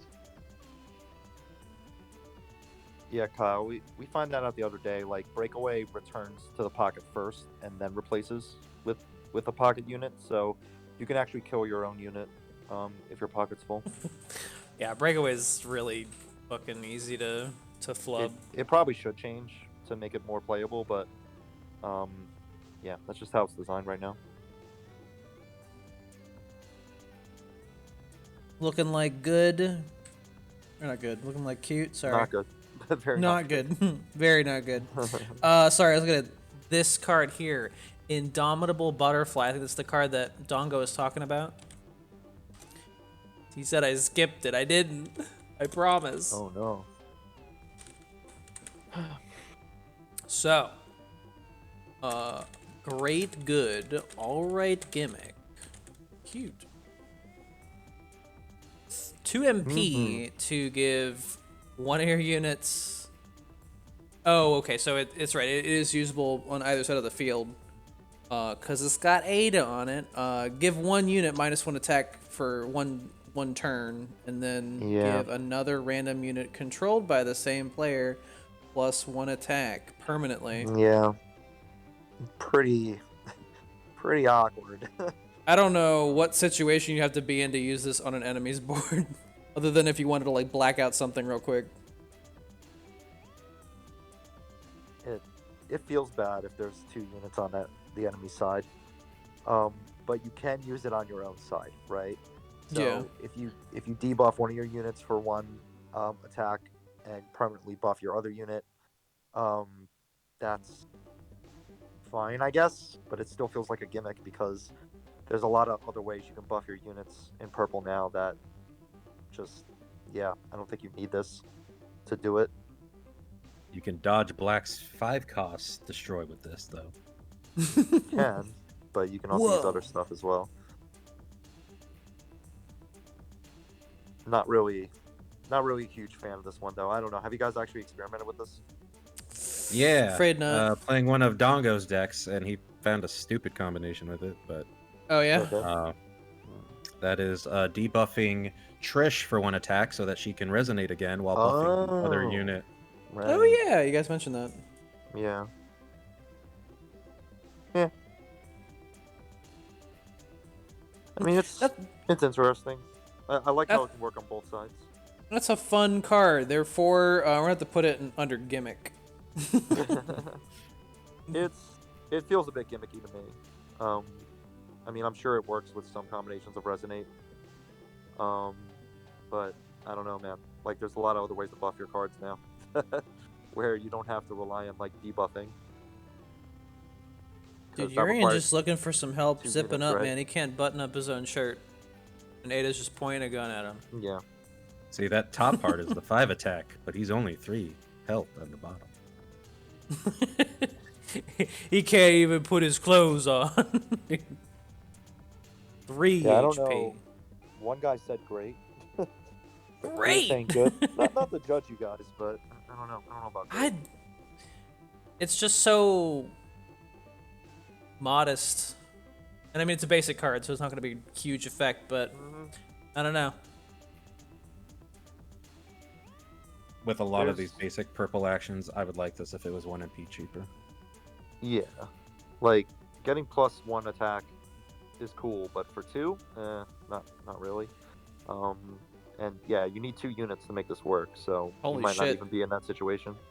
Chat is torn between good and alright. I think it's a gimmick. I say gimmick. Gimmick. What's I don't- Iowa think? Gimmick. Okay. I was gonna say, it's like, great, alright, well, the averages out and alright. Just like that, we're flying through these cards. We're done with the basics. We're voting cards effect, not the art and fluff. Yeah, we're talking about the effect. That's it. That's just it. Just kidding. Take out basics.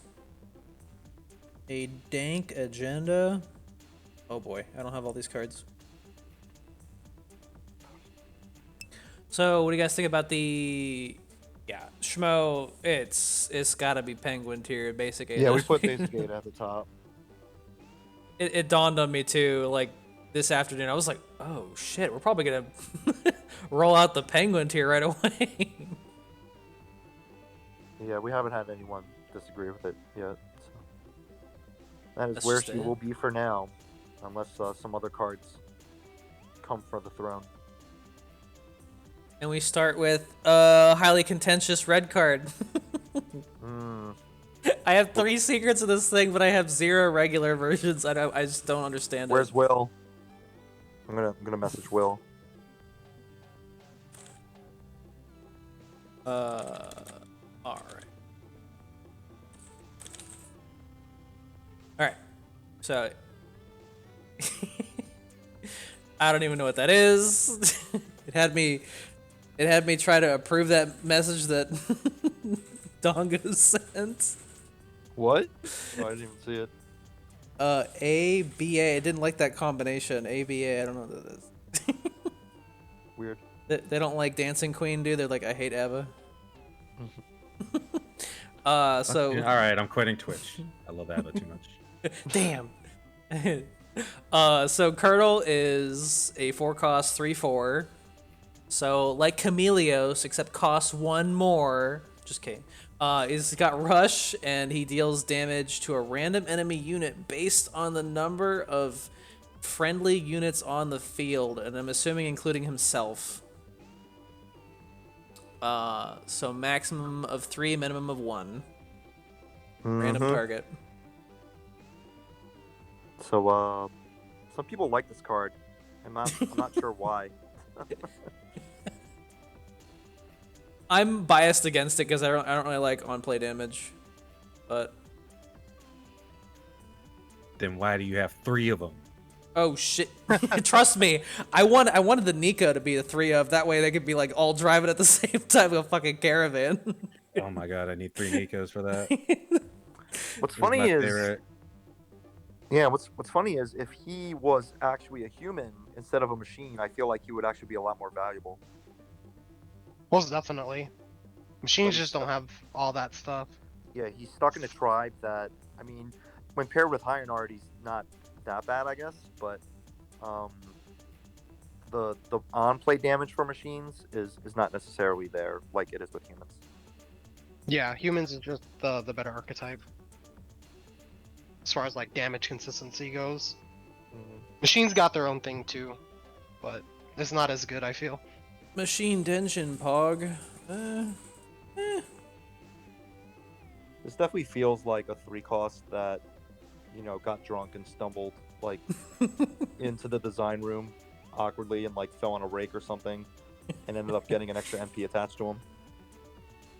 Yeah, like I feel like compared to Laggia Cruiser, the only thing this card has going for him is the tribe machine. That's it. And even then, like after our Ada tournament, I feel like monsters are probably a better looking archetype.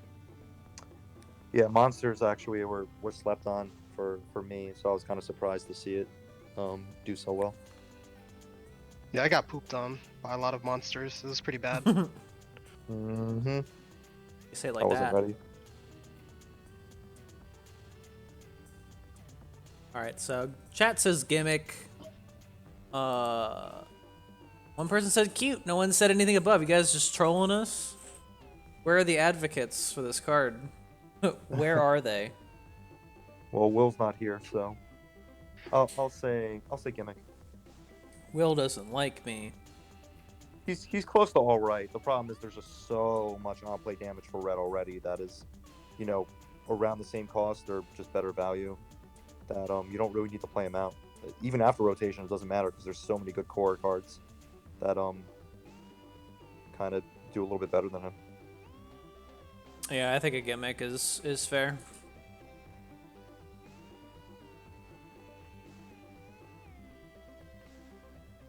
Yeah, his regular art's pretty cool too. Gimmick it is. Yeah, I think he should be a 3-cost, honestly, but I don't know what they were thinking. They were thinking that he's a common card. Yeah, it's common, dude. Yeah, It's held yeah, back. common. I mean, that never really stopped him before, but yeah, I know. Sure. Let's use that logic. Sure. just apologists, dude. Just. Oh shit! I can reap this. All right. See ya. Sakura. Some emphasis on it. Great. Good. All right. Gimmick. Cute. Mother. Any Denjin players? Super mother. 3 cost, 2/3. Sus stats, but 1 damage to the unit in front and 1 damage to the enemy hero. So 2 terms that make it better with Denjin. Couple Denjins, and this baby's doing 3 damage in front and then 3 damage to the enemy hero. She got burn. Sure does. She good. Yeah, I think she's good. pretty solid. I haven't really played her myself, but I have seen her potential, and pretty safe. The stats are not amazing, but she's not being played for the stats. She's being played for obviously the damage, and both to a unit and to a hero, which is a pretty great effect when it stacks up over time, right? With Denjin, or with even Goddess, right? For doing damage to the unit. Obviously, it wouldn't work on the hero, but that still helps out a bit. Yeah, I like the potential that this card brings, especially in a post rotation world. Pretty well designed. She's definitely a better Mushi that we got last set, or was it 2 sets ago? I don't remember when he showed up, but she's definitely a better version than that. Trying to think of the right place to put this so that it has maximum viewing. Yeah, and I have been seeing 3-cost Leon show up again with increasing damage, and so she pairs well with that as well.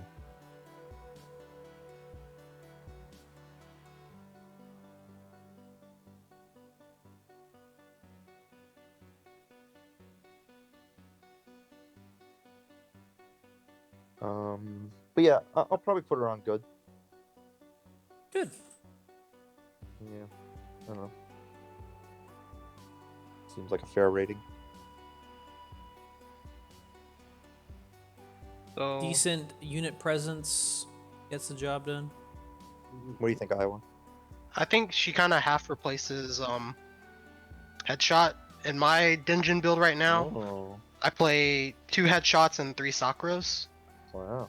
The reason why I like her is because already at face value without any triggers, she's kind of like a 3 MP blocker that also deals 3. So if you ever have to face a unit, you can block the unit, deal 3 damage to it, and then it also pings to face in your worst case scenario. But best case scenario, you can scale that with Denjin, and then she can deal even more face damage, even deal more damage to the unit in front, and then also get that block off. So for me, I'm testing her, but I feel like she kind of half replaces headshot. But I play both.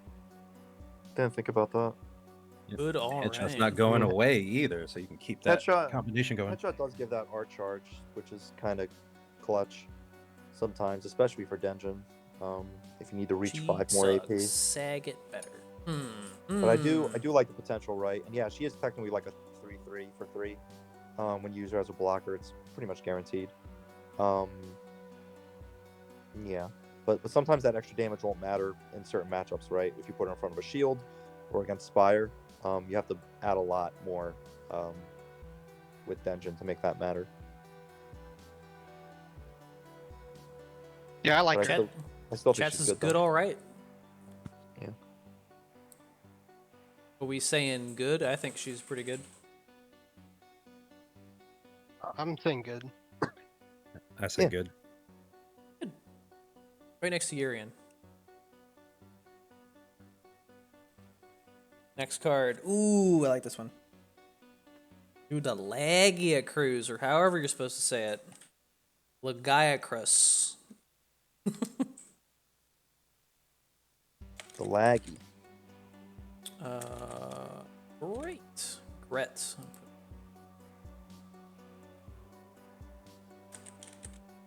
This was a cute little solution for a Cantor being multi-target when you don't need him to be. So 5 cost, 2/8. After taking damage and surviving, deal 2 damage to a random enemy unit. Card is pretty nuts in the right setups. It's actually one of the better monsters in a color that already has really good monsters. It's obviously not Ragi tier, but I'd say it's right behind Ragi in terms of red monsters, in my opinion.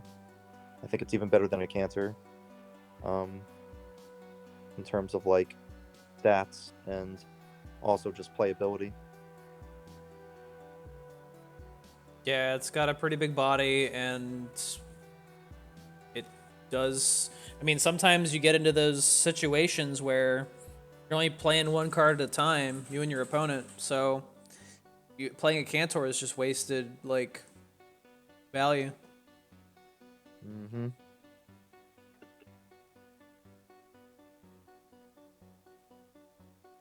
I think he's Hungering great Lord of the Seas. for all the same reasons that you guys have said. I did remember when I saw this, I was like, oh, it's like a smaller Cantor, and then I'm like, oh, he actually has more HP and Yep. it's cheaper. So Yeah. I think it's better.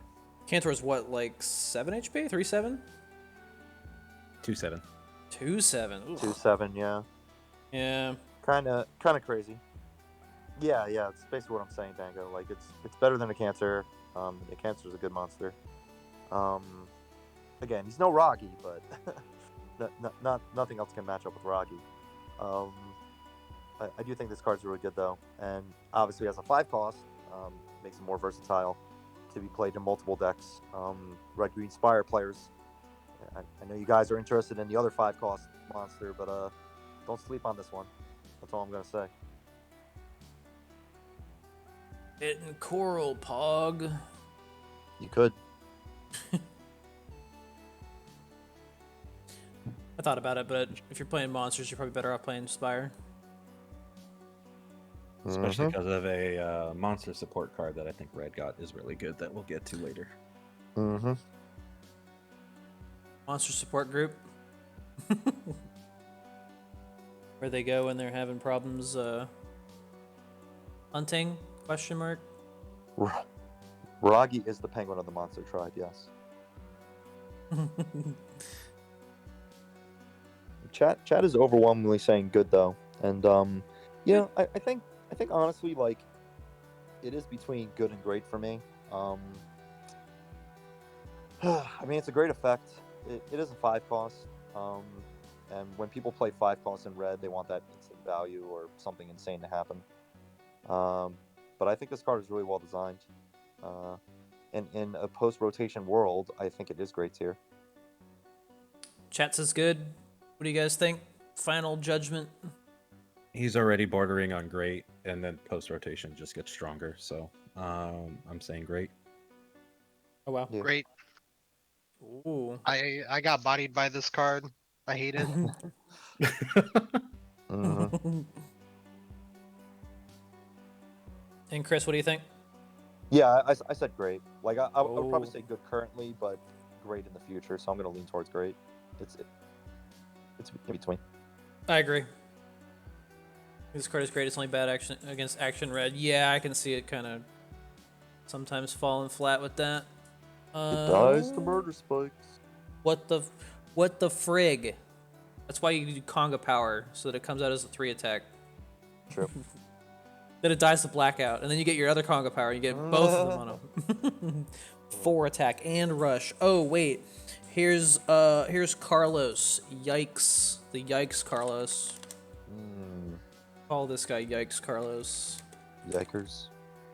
Maximum Yikers, dude.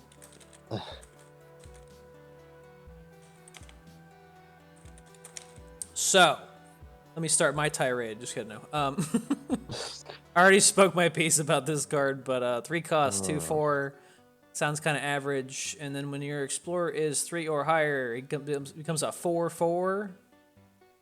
If he had 5 HP, he would be so much better. Well, yeah. If his stats were doubled, then it would be so much better. Yeah, 4/4 when you have 3 explorers, sure. But for anyone that's played a Jill deck, I think you've probably run into a situation where you're either running too many Explore payoffs or not enough. And you have to think about how many payoff cards do you want in relation to how many Explorers you have. You don't want to be stuck with a handful of Clairs and Nashes and stuff like that. And so, is this the kind of card that you want to replace Nash with, even with rotation? Is this going to replace basic Claire? Is this going to replace Kobayakawa? Well, no. He's not. I don't think he's meant to replace those guys. He's not meant to That's the replace it. thing. I'm just saying there are other options that I Yeah. think function better as Yeah. Explorer And nothing payoffs. compares to the Claire, right? So, I mean, Yeah. at best, he probably is just a one of. But that 4 attack can come in clutch at some moments. Yeah, but with Antibody being as good as it is right now, and maybe never getting nerfed, with I hope it gets nerfed. But if antibody never gets nerfed, then getting 4 attack on any other units won't be an issue. And he's obviously not replacing Shield Carlos, so he's kind of in an awkward spot where Jill got a lot more tools to work with, and there doesn't end up being much room for him even after rotation, I'm afraid. But I would still say he could fit in as a one of just for a nice, 4 attack, and you can antibody him to make him a bit more of a threat for only 3 costs, and that's not that bad. So I don't think he's the worst thing in the world because of that. I think he suffers because his body isn't very big. He didn't work out too much. The other Explore cards I feel like have better bodies, and even then, what made people stop running Dimitri is that his body is too small. And yeah. Yeah. Well, Dimitri's a 5 as well, so a little bit trickier to get out. I think the one thing that Jill lacks sometimes is quick blockers, especially if you can't find moles. Yeah, you're definitely gonna need them now with Hellbats rotating. Yeah. Thank God, I'm tired of Hellbat. Yep. No, I enjoy people, exploring for one thing and playing one thing. For Explore. And then we'll give you a new way to get that. It'll be even better. So Chat says all right. Yeah. All right. So people are talking about like they need another new Shield Explore card. I mean, there's a possibility you might get a new one in the next set. Princess Fusei does exist. She can be awkward, but literally you can just play Strider like this one guy I saw and find Shield like 4 times in a row, and you'll be totally fine. Trust me, you'll be totally fine with just Strider. Also, I'm fine with Jill consistently not playing more shields than green shield spam decks because she basically does now. Yep. I'm fucking tired of it. Yeah, if we got pretty another annoying. shield card, I would be happy if it was like a 5 cost or something like that. Because Carlos is just the GOAT right now, regular Carlos, I mean, or yeah. Day and Nightmares Carlos. But honestly, Red should have never gotten a shield. like it was cute when it first came out, but looking back now, I don't think Red should have ever had access to shields. Wait until they're my clearly abusing it Genesis now. Strider deck. Way abusive. Yep. And one of the best shield hero arts in the game. Yeah. I hate Strider. Yeah, Strider's pretty fucking annoying. And I've been wanting Antibody to get nerfed for half a year now, I think. But Sorry, yeah, we'll see. We We'll see kind of what let they'll this get one get away. Chat said all right with a little bit of gimmick. What do you guys think? I think it's a gimmick. Oh, okay. You're defending him, and I'm like, No, I'm just keep trying him to from say keep- like he's not the mother tier or whatever. Like you Oh, can no, find no. a spot for him if you want to play him, and it's not as bad as a blocker for only 3 MP. But yeah, it's still like a gimmick at the end of the day because they gave Jill like 5 other things to use instead. whoa, 5 other things. Yeah. Not that many. I'm tired of the Jill players always being like, man, Jill needs more support, and they give her like 3 straight like sets of broken. Okay, let's move on. I mean, you'll notice I stopped mentioning about support once we got to like ATH and they started being as like, soon as they gave her the here's ball, your. like every Jill player had to shut up. 'Cause that was Yeah, it. I'm gonna. Yeah, we need to move on, but just gonna interject that Jill has gotten the most support for cards in every single set than Yeah. any other hero in this game. For real. No wonder she's top tier now. All right, moving on. The 3 sets they're taking out, they didn't even give her that much other than Day of Nightmares. They were like, all right, you had your expansion. Time for everybody else. Yeah. Tyrell.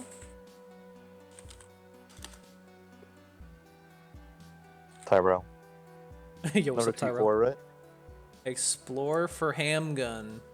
Mm-hmm. Sure, a lot of handguns in this set. A lot of fucking handguns. Y'all didn't want detonate, so here you go.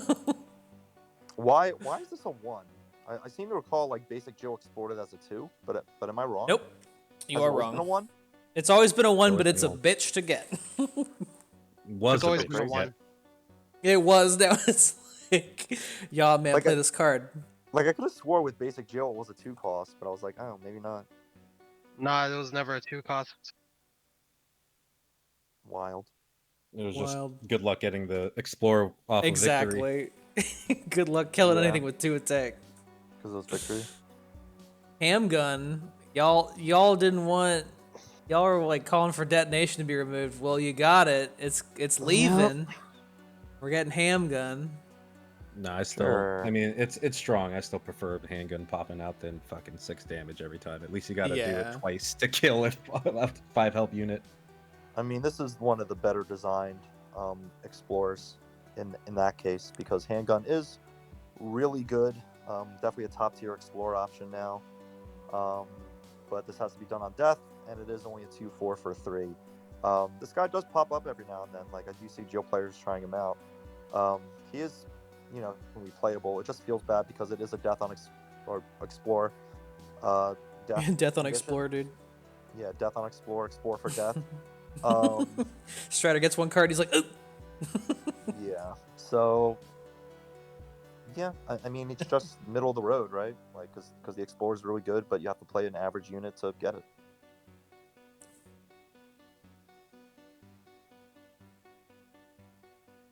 Yeah, I mean, he's no Carlos, dude. Carlos with the good stats and the fucking dude. Yeah. That's okay. It suffers some drawbacks. You got the drawback on stats and drawback on Death Explorer. I would say at best it's gonna be an alright for me. I think he's all right. Whoa, Dongo. Getting crazy. I agree. Action Genesis was to be played by fucking morons, dude. Whoa, dude. You can literally play a Genesis deck without having to play Genesis, with just like all these handgun explorers and Strider. You get so many 1 MP actions now. I felt bad for when Detonation was the norm, and it was just like Bushin, making them cost 1, so you had like 6 damage for 1. I'm really glad that's going away. Yeah. I think Detonation is way worse than handgun, of course. Like, handgun is still annoying, and it probably shouldn't cost 1, but whatever. It's better than getting 6 damage, though. I never felt bad about pulling 1 MP down. It's a lot of damage for 1 MP. That's all I gotta say. I got so complacent in using 1 MP Detto that I was like, Chain of Fist? I was like, psh, I could do that. I could do better than that. Yeah. Like, 4 damage for 1 MP is already pushing it. So Yeah. I think that's a lot, but it's red, so give it to him, I guess. Why would I play this over Jill? It's a good point. If you already have 3 of those Jills. Chat says alright. People aren't voting. I think he's all right. He's all right. Iowa. It's all right. It's alright. All right. Next card. Ooh. Got Bob Saget. Bob Sagat. Okay, no los dos. Curious what everyone thinks about this one. I think he's great. Ooh. But you don't run too many of them. But I do think he's great. Yeah. I wasn't gonna go that far. There was talk of using this card already. We're talking In my about... mind, I have to rate him at least 1 higher than Sakura. In Denjin, he's just a game closer. And good, right? Yeah. The anti-er. Anti-air has come into play and saved my ass a couple of times, paired with the damage that he's doing in front and in unit as well. I don't think you ever run more than 2. I mean, 1 is usually the safe spot in a Denjin, especially since you're going to be mostly unitless anyways. But there's been times I wish I had him in my hand and I haven't, and he's also closed out a ton of games for me. The fact that this stops Lucia without being buffed is outrageous. Yeah. Well, that's what they get for playing Lucia. Exclamation Lucia, get wrecked. True. They deserve it. I haven't seen it matter that much with anti-air. Maybe in 1 match to stop a Rathalos. Thank you, Gucci. Or maybe it was Lucia. I can't remember. That was on like day 1. I mean, he's obviously a staple for Denjin now, but as a one-of, because you don't want to... Like, playing too many 6 costs out can definitely slow down the game for you, and you probably can't catch up after that. His stats are not amazing for a 6 cost, but he's obviously not being played for the stats. But that effect is pretty nasty. Yeah, it's just more damage and more burn. which red just has plenty of, but having it on a body can be useful for sure. He's amazing in human coral. Listen, I think I can definitely see it. It's gonna hit kind of hard. Yeah. Save my life against DH Dante. Oh, that's a good point. Used to love Lucia, now I despise her. I never liked her. Never did. Lucia's just annoying. Just early game Lucia is just almost impossible to deal with sometimes. Field Spire. Pretty good. I still think he's only good though, because Really? yeah, I mean he's not something that you can just throw out at any time, and it's not like the scariest thing in the world unless you're actually low on health. Then you don't want to see this card, obviously. I guess it's funny to just like trump card Sagat and win the game. Sure, but Dab on him. I just don't see him as like auto include in a lot of red decks where it's just, you know, always their go-to finisher. Like you're still going to use Agent's Memories instead because it's a lot more cost-effective and meaningful.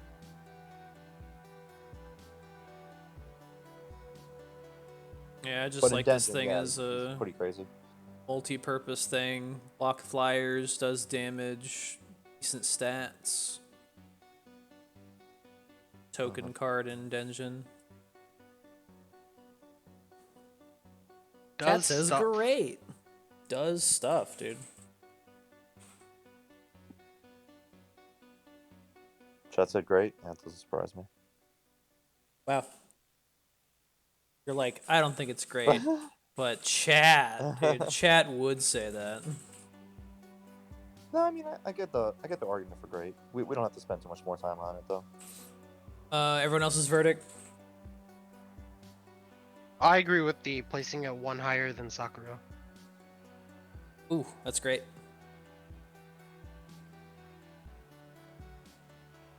How much is Sakura doing again? Just one? Just one on base. One and one. 3 cost, and Sagat for a 6. Yeah, I'd still put him under good, but yeah, you guys can do great. He's like, no, that's fine. That's great. Love it. I just feel like, yeah, they're on the same level when you consider it. But Next one is Ken, the 4-cost Ken. Don't get upset. I know everyone hates Crimson Battle King Ken or whatever it is, but this is just Ken. Just Ken. it's new 4-cost, 1/8, Cambo, and he does 2 damage in front when played. Ew, gross. He's gross. Why? Stepped in Sriracha, is trying to get it off his foot. Ken. Cool Envoy card. That's a good point. I thought he would have more impact, and I just got blown out by playing him in my deck. So, yeah. we tried to warn you, but you know, sometimes you just got to find out yourself. Oh, all the time, all the time.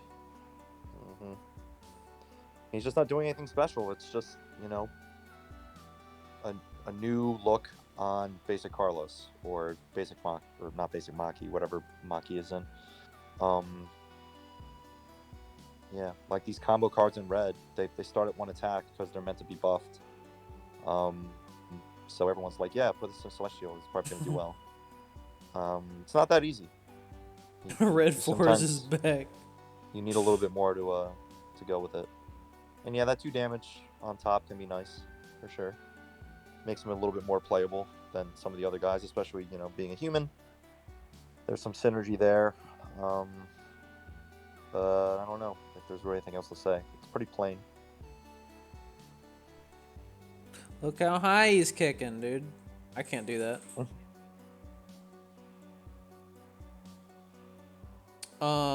Yeah, he's basically just a combo unit. Like, one of the cards you could run in the past was basic Carlos, who's a 1/9 with combo. But this guy got 2 damage in front. Sure. That'd be neat for Envoy.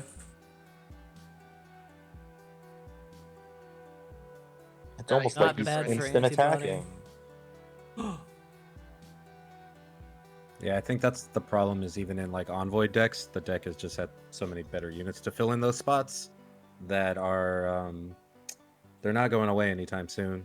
Envoy, I think, really benefits a lot from rush units or units that are spewing out damage based off their attack. Yeah. I was think he's misled alright. by the art. Is that Art what is got cool you? though. Great. Got baited. Yeah, I thought the art meant it would win me games, but it didn't. In Well, fact, it made Maki me is out of lose. here. Quite the opposite. Plus Quite side the Ken will opposite. show feet without needing you to sign up for his OnlyFans. Yeah, Maki is Day of Nightmares. That's what I was thinking of. We tried to make a cool Um, emote out of that. Yeah. I mean, the times like people will still try to play Maki every now and then, or no, that's just the bot. Never mind. Ouch. Yeah. Sorry. Bots don't exist. Oh, that's true. It was a That's person true. pretending to be a bot. Someone pull that Iowa tweet up where he says he knew bots always existed. Yep. That Denshin combo player knew what he was doing all along. Real human, by the way. Chat unanimously says, all right. He's probably just all right. I mean, it's kind of hard to say he's anything less because he's not terribly designed stat-wise.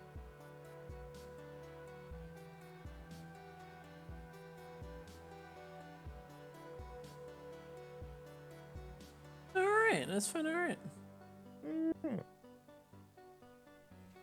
And we got a real Envoy card here. Amatera's Tiramisu. Forgot this card existed.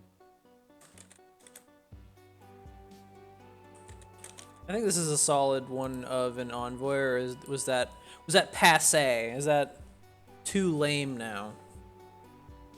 I haven't seen it, honestly, so I wouldn't know. 6 cost, 2/9, and it gives your hero a 30-second Envoy effect. Yeah. So technically, it's a 3/9. Yeah, I Right. remember when people said they were excited to see this card. How many of you have seen it? I haven't been able to play TEPPEN, so I wouldn't know.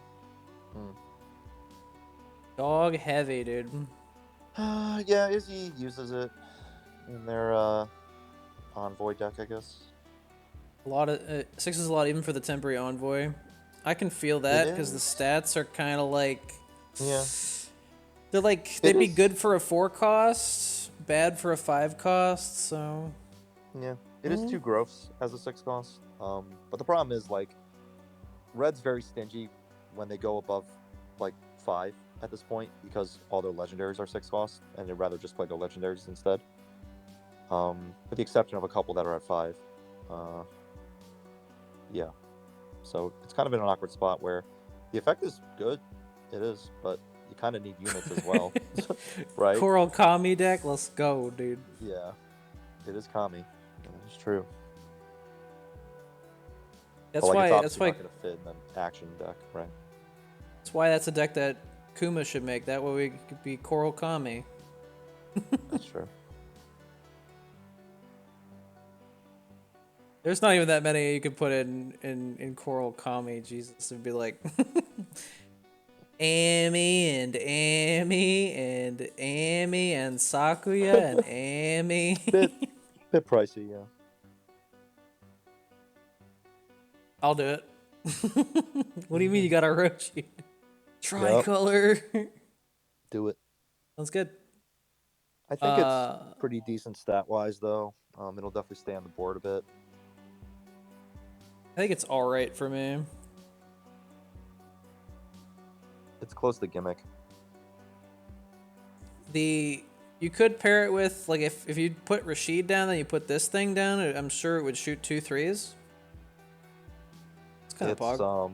The growth is instant, I think. It would be before the placed effect.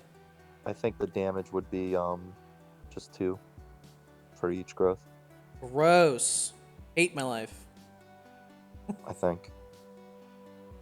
For one envoy, it comes out as a 4/9. Yeah, it's a big body, which is the biggest selling point, honestly. When placed is interesting. I'm trying to think how you could bring this to the field without breakaway. Yeah, red doesn't really have much that goes up that high, anyways. I guess Living Death could help you out there.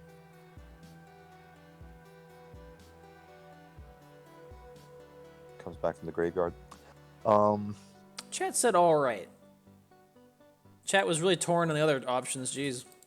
It's probably all right, but I don't know. I kind of wanted to give it a gimmick when I first saw it. What's Thirsty think? I guess just all right. It's not terrible, but costly. Iowa? It's just too much setup.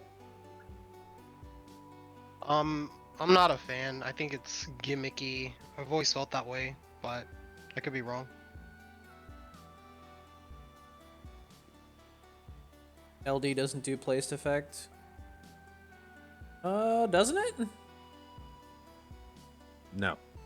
I thought. Wait, yes, place. Sorry, place. It doesn't do plate effect. It does do place. Pog. Yeah. You get 3 of these back from LD, and it's just like. Yeah, Living Death places it on the field. That would work. You guys are killing me. That's what I was saying. I want to see that happen. That'd be sick. If they had Old Betrayal, you had 3 of these into LD. You'll get three envoys at once. Holy shit! Well, Betrayal would banish it, but yeah. No, I mean Old Betrayal. Whole Betrayal, yeah. Would not. That's the only thing I can think of that you would be able to bring a 6 cost to the field. Mhm. Obsessive Duel brings out. Oh shit, dude! So, is it just all right? It's just all right. Seems right. But on the other hand, we got Brad Vickers. Bradley. Dude, Destined to Die. Whose stream were we talking about? Where it was just like, or was it our stream last week? We were just talking about. I was just on every card. He's Might have been just last like waiting to die, dude. Mm-hmm. 3 cost, 2/3. On death, he deals 2 damage to random enemy unit and explores for ammo. Which I keep mixing him up with Tyrell. I keep thinking this guy does the damage and explores for handgun, which would be outrageous, dude. Yeah. Yeah, if this was handgun, then I could see a reason to play him a lot more. This is handgun. This would be like it'd be like Turtle 2.0, dude. Don't kill him.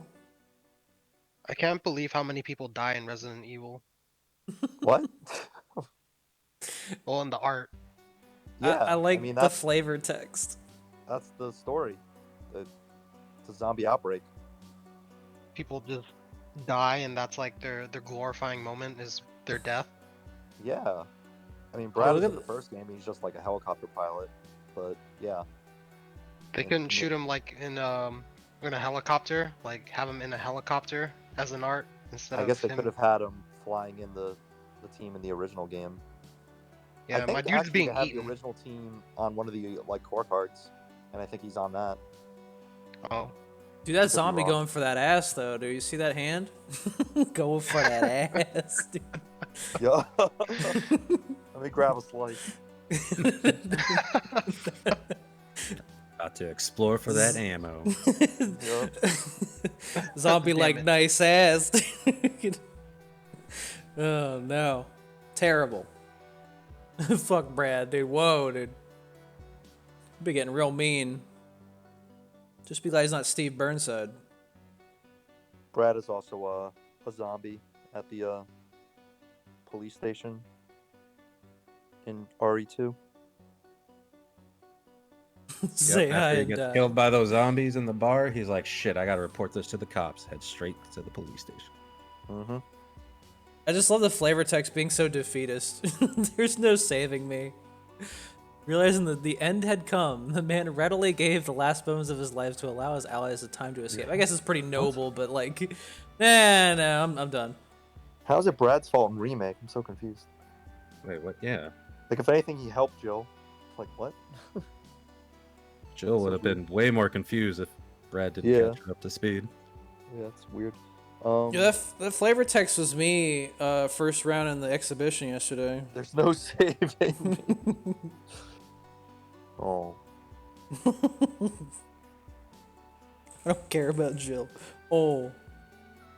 A noble death. Yeah, this card is decent, but ammo is... I'm not a fan. Sorry, Brad. It's a red card. Why doesn't it do more damage, dude? If it gave handgun, it'd be outrageous. Just outrageous, dude. All right, people that know how to vote. Yeah, I get it. What was the voting? 2 for all right, and that was the highest. I think he's a gimmick, honestly. I think he can do better for explorers. And it is a death effect, which isn't guaranteed. He can get sealed, stolen, bounced, banished, etc. Not really good feeling. And ammo is on the lower end of things you want to explore, in my opinion. For what ammo, I'll play Mikhail. I think he's gimmicky. Yeah, Mikhail's a lot safer. That's what you really want. I'm okay with all right, just because the damage on death. Yeah, but I don't know. I know the 3 HP can be really bad, but yeah, the damage can be nice, but it's very dependent on a lot of things. True that. I mean, I won't be putting him in my build deck. Like I've seen him every now and then, and he does see play, but I just don't see a reason to play him right now, or even in the future, because Joe has so much support. Everyone's attack is kind of going up, so the possibility of him only tanking 1 hit is rising. But your alternative is Mikhail, who that 1 attack isn't either. I like instant explorers better than death. I feel like death explorers, there's too much like death explorer's always been a risk, right? Well, not even just like a risk. I feel like as a player, if I see you play a unit that you only benefit from dying, I feel like I get too much advantage to outplay you there. You can ignore it. If he was a 3-1, that would be tight. Yeah. Where it would be easier to die instantly. Yeah. And can you die faster? But Chad has already spoken as all right. What do you guys think? I think gimmick. Gimmick is pretty much where I'm at too. Damn. I liked him more at first, but I thought he was exploring for handgun and not for ammo. It doesn't help that the two look the same, but they're like at different angles. His stat should be reversed. 3-2. That'd be pretty solid. Yo, we got the Crumpin Ryu. Penguin. Dude, that great art. Sick art, dude. Never pulled him. Sorry, folks. I'm not gonna even craft this card. Show him the crumping comparison. Crap. I gotta pull it up. It's hard to dig that up. Great, good, alright, gimmick, cute. I mean, it's another rush unit, but he does cost a lot at 7. He will do 5 damage to a unit in fronts. It's not random unit, and it's not split damage, so that's kind of awkward sometimes, believe it or not. But if he does hit an enemy, whether with his effect or in combat, he will get +1 attack. I've only seen this unit played a few times. I think when I was up against Oracle in his rush deck, he played it, and it was a little scary at first, but it is pretty expensive. What do you guys think?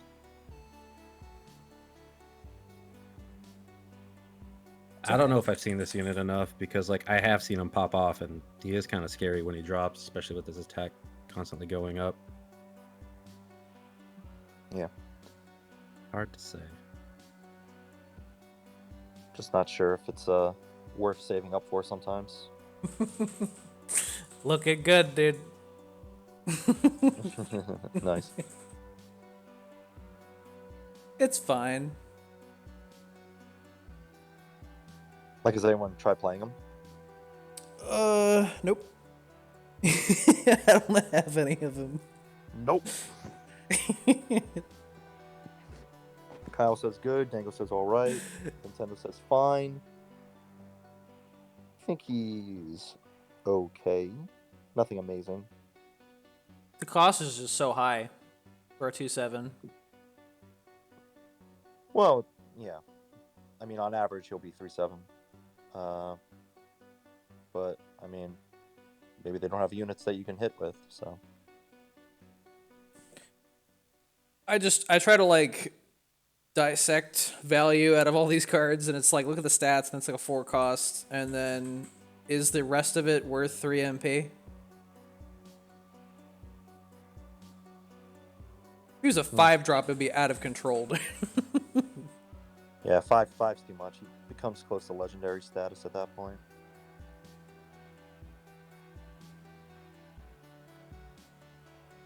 I don't 6 would be decent. 6 would be pretty solid. know. Yeah, 6 would be fine, I guess. Seems unnecessary, though, in a color that can do that much damage for 1 MP sometimes, so. Yeah. So when dealing damage to an enemy, so does that mean on receiving damage too? Or is it only when his line completes? I'm pretty sure it's including his on-play effect, but I could be wrong. Really? I think so. But, again, I haven't really seen him play that much. Just inspiring this fuck. Oh yeah, 5. Red green spire humans. I put this card down and I protect it, and you're never gonna kill it. Damn. Chat says all right. One said cute. Ooh, ooh. I don't think he's cute. Not my I type. mean, the art is cute, but yeah.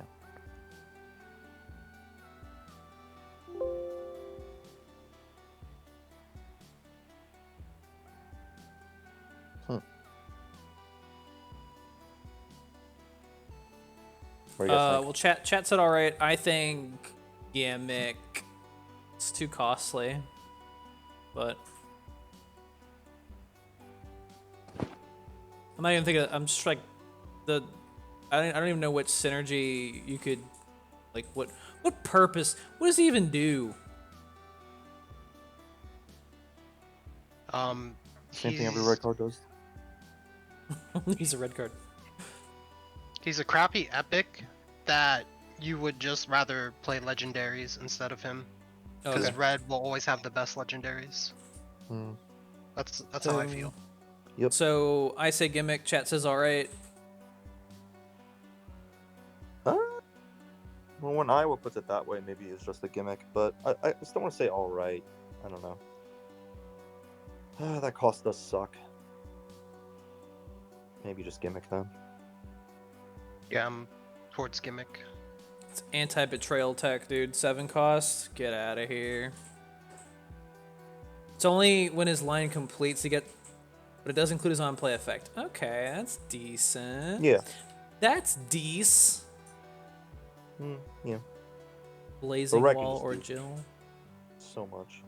Or I can just play one of my 700 legendaries. Like Yep. for 1 more MP, you get Shimazu. It's true. That's true. And Shimazu's Okay. legendary status. This is like common status. Oh shit, can Galestorm give Rush to Shimazu?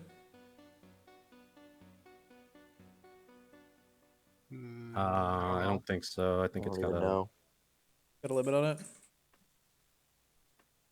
No, it is not limited. Wow, fuck me. Okay, good to know. for one less MP, you get better Ryu, dude. Pog. Alright, so, next one. Rathalos. Never heard of this card. Oh my god. Any Rathalos users? I almost played him this weekend. Card is You nuts. almost played him? I almost played him. You didn't? Nope. I did not run Shield Spire. I ran Oichi Despair with Spirits. I Oh, ran Blackout, and then my third deck was... What was my third deck? I don't know. I need to watch your stream still. I missed it. Oh, Denjin. Denjin. Oh, you played Dungeon. Oh, cool, cool. I played Denjin. Yeah. So this card is obviously the Valstrax replacement. Let's just get that out of the way. It is very, very good. I did try playing it in Denjin as a one of, and I actually got some pretty good results with it. That on play, or not on play, but dealing damage to the hero effect is pretty nice when buffed with Denjin. Pretty good effect, especially since it has Rush. But this is becoming a staple in RG Spire. I've seen a couple Japanese players use this as a 2 of, sometimes as a 3 of, basically replacing Valstrax already in lists that would normally run Valstrax, which is kind of interesting because Valstrax has agility, right? This one does not. But this one has a little bit more health going for it, and it is a 5 cost, so it is a little bit harder to remove, right? And I actually do like the design of this card because it doesn't have agility like Valstrax does. So, like people would say I would hate this card. I actually don't. I actually think it's well designed. I think it's horribly designed. Wow. Really?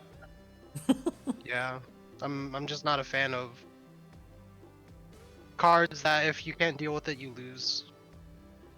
Yeah. But at least it's not. I mean, you could give it agility, I guess, but It's not Valstrax bad, I guess is what you're trying to say. yeah, like it's not as terrible as Valstrax was, in my opinion. Because Valstrax can steal like 8 damage from you in the first like 10-15 seconds. I while highly you have agree to with wait for that. your answer. And like this one, Valstrax is such a mistake. yeah, like it Also, seems like they learned from that. I do want to add, at least it is, attacking after dealing damage to the hero and not attacking like Lucia, right? So you can block this to prevent that effect, which is also nice with, anti-air or another flight unit. With Saget, Yep. shut him down. A mini Dread King. I think Dread King is worse. That's on or, attack, like, right? Scary. Or is it? Oh, it is damage to the hero. No, that's when it hits the hero as well. Yeah. But that one's just more annoying. This to guy would deal trade with Cannon Driver, kind of an LOL. Yeah, like I think it's good. It's still a risk to play, much like Valstrax was, but this one doesn't feel as insane. But it is still very good, and yeah, like I said, it's already popping up in lists like Celestial, Spire, I guess Blazing Wall with monsters, if you want to go that route. Blazing. I think Burn Ada, like Burn Ada in EXGP might have used this. I don't know. Great. Chat says great. I think it's great. Yeah, it probably is. I'm between good and great. I'm with great. I feel like it's just gonna be a staple at Shield Spire. Yeah. Did you kill my 5-drop? No? Alright. That sucks, bro. Yep. Good. All right. Oh, we got Fence Hoppin' Jill next, dude. You mix soda with Pop Rocks, dude. She's out of there. Let me type this in. Yeah, Wrath could be scary in RB, like with Metsu. Is soda with Pop Rocks actually good? You never had it? I've never had them together. Heard that shit is explosive. It's the exact feeling when Legend Felicia pulls out 2 other legendaries. The sound of that's how it feels in your mouth. Oh. Your phone's like sound cards, just like. Kyle, I still don't have worry that about clip. it. It's a perfectly fine drawing of. Why'd they draw her boobs like that? They're Gave her the. good. They're good. It's fine. They're nice. What are you talking about? Is it a straight thing? Is there really anything to say about this card? We've seen this card played so many damn times now. This is like a staple for Jill decks. Her boobs like. Her boobs looking weird. No, they're fine. Some people can't be happy. Some people just gotta complain every set. You're lucky they're not going up her skirt there. So keep quiet.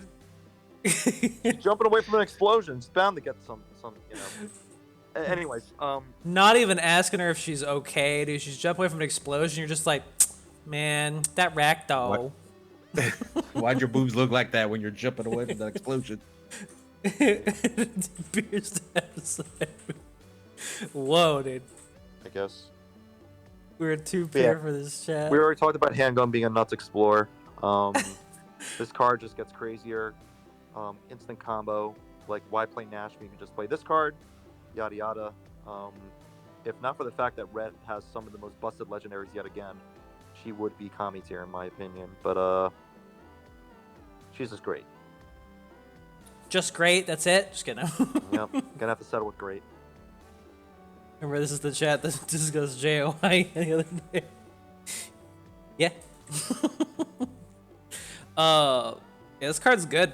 This card's good. It gets you that ham gun. And again, I don't want any more Jills complaining about the lack of support. That's what she's hopping over the fence about, dude. This card exists. Someone was like, Buff Jill, Gung-Ho, come on, Buff Jill. Come on, man. don't worry. After they find a way to get detonation again, we'll get rid of this card because it won't be good enough.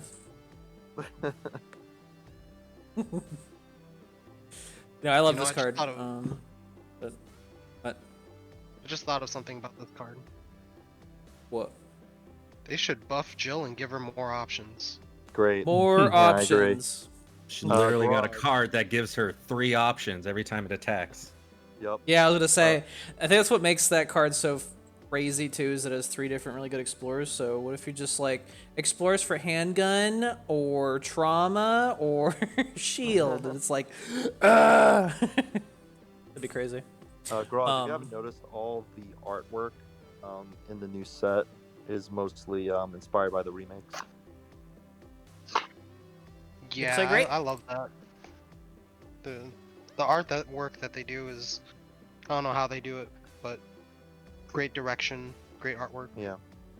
It's just interesting because the Jill stuff has like her classic costume. Does anyone disagree from great? Okay. I mean, she's great. Yeah, there's not much else to say. She's a great. I staple. know. Jill decks, instant 3 of. Yeah, the 1/5 does not look very threatening, but the fact that it gets buffed up to 2/5 instantly and then gives you a solid explorer is really good. And then combo and yeah, basically new Nash instantly. I like how they had to put at the end. There's no more effects. We know you Jill players are gonna ask for more, but look, no more. I love the fact that it's basically like, oh, we're cycling out Super Jill, so here's something. It's like we made it legendary weaker, but you know, it's something. It's not a legendary. You can run 3 of it. Actually It gives you more something playable. rather than just sit there on the field and. Yep.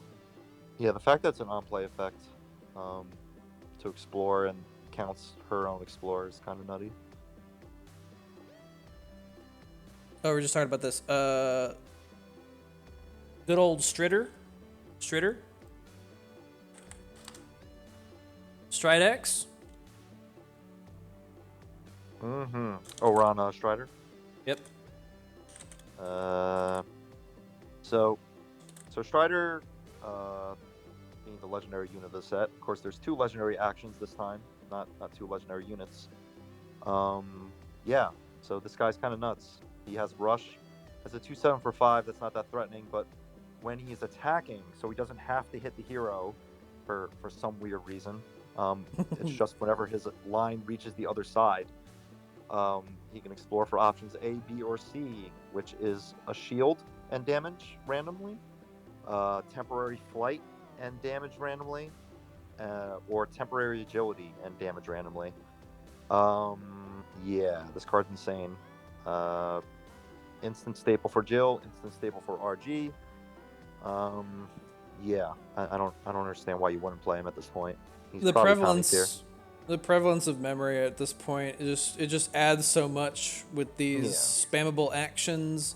And I think when we looked at this card initially, I was looking at what are the unique properties, like the flight, the agility, and thinking, hey, that sounds kind of reserved, that sounds reasonable. So I'm not really too terribly impressed by it, but that 3 damage is like, oh, right, that shit hurts. It hurts bad. Non-negotiable, too.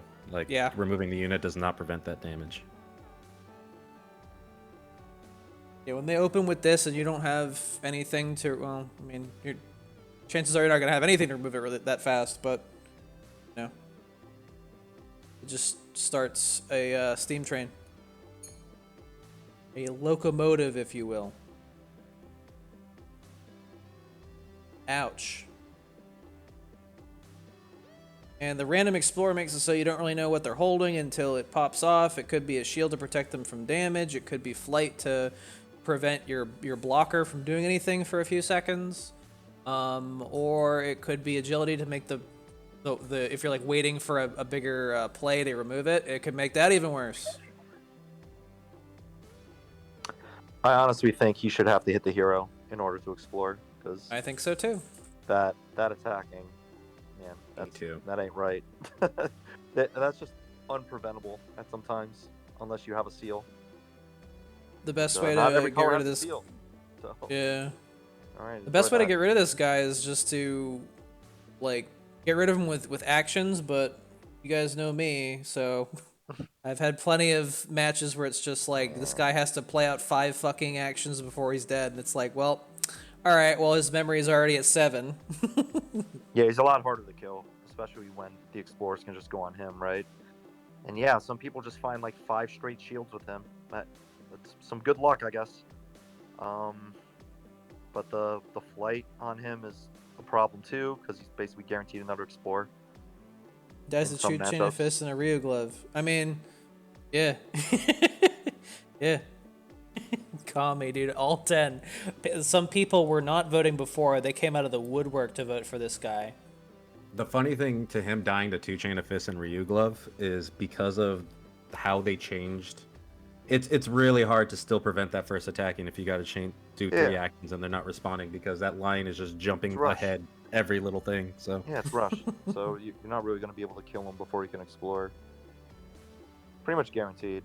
And that explorer is really strong, no matter what it is. Like obviously you want some over the other, but the fact that he can find shields is pretty crazy. Yeah, even when you're even if it's not the type of like buff that you want, the 3 damage for 1 and its random target, it's kind of just like, all right, well, here's a Chain of Fists. Here's a Chain of Fists. Yep. Yikers, and I mean, dude. And yeah, he's not unstoppable, but the fact that he is, you know, doing so much just by existing, and the fact that he has to be answered right away because, yeah, he's just going to keep filling up the pocket.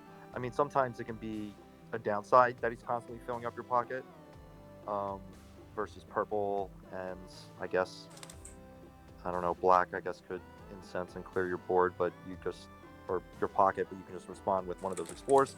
I guess against trust, right? You could get milled, but you can always keep emptying your pocket back out because these actions are only 1 MP. It's pretty insane. All right. Let's jump forward to Fist of the Fire Wyvern. Oh, and yep. 1 cost for 2 damage, and it's just that easy. Probably shouldn't even give it 3 minutes to talk about, because it's that's just it. Well, that's what is there to say? What is there to say? It's one cost, 1 memory. It could do almost nothing. It could do 1 damage and still be good. It's chain +1, but you can target a unit. That seems pretty good to me. As soon as I saw this card, I was kind of like, oh fuck, they're just gonna put 3 of these along with Chain of Fists in Jill and every action red deck. It's just like, great. Yeah, and like, yeah, when chain goes away because it's haunted by memories, like this will replace it for sure. But they're already using both of them, so who cares? This would have been a great replacement to Chain of Fists, but it's not going away for a while, for 4 months. So maybe, yeah. Maybe, dude. Maybe. Can't count on it.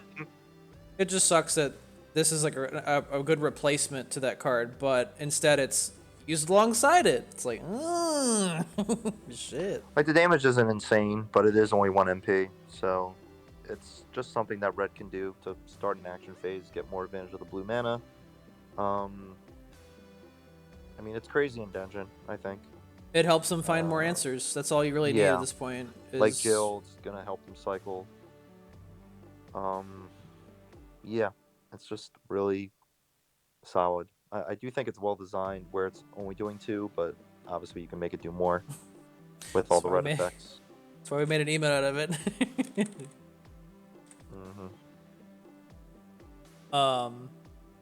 Yeah, so just like with the introduction of Chain of Fists, Jill was able to run fewer explorers because it was easier to find them, and that really does ring true for this card too. So you have easily, filterable actions. I mean, not as easy as Chain of Fists because you do need a target, but it's just super cheap to just toss it out and then find your other cards. The other cards that are gonna do a lot of action. That's why I think RG doesn't necessarily want to play this over Chain. But in the other action-based decks like Dungeon and Jill, I think it's an easy include. Yeah, more memory for Ryu and Leon. Exactly what they needed.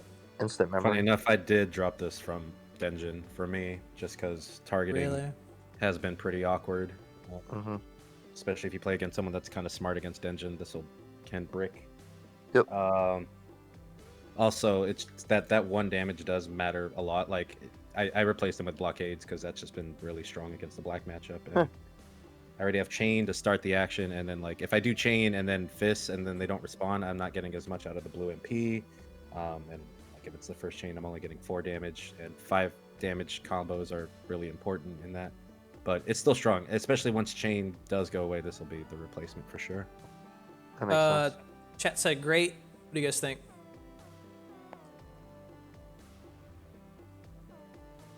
I'll say great.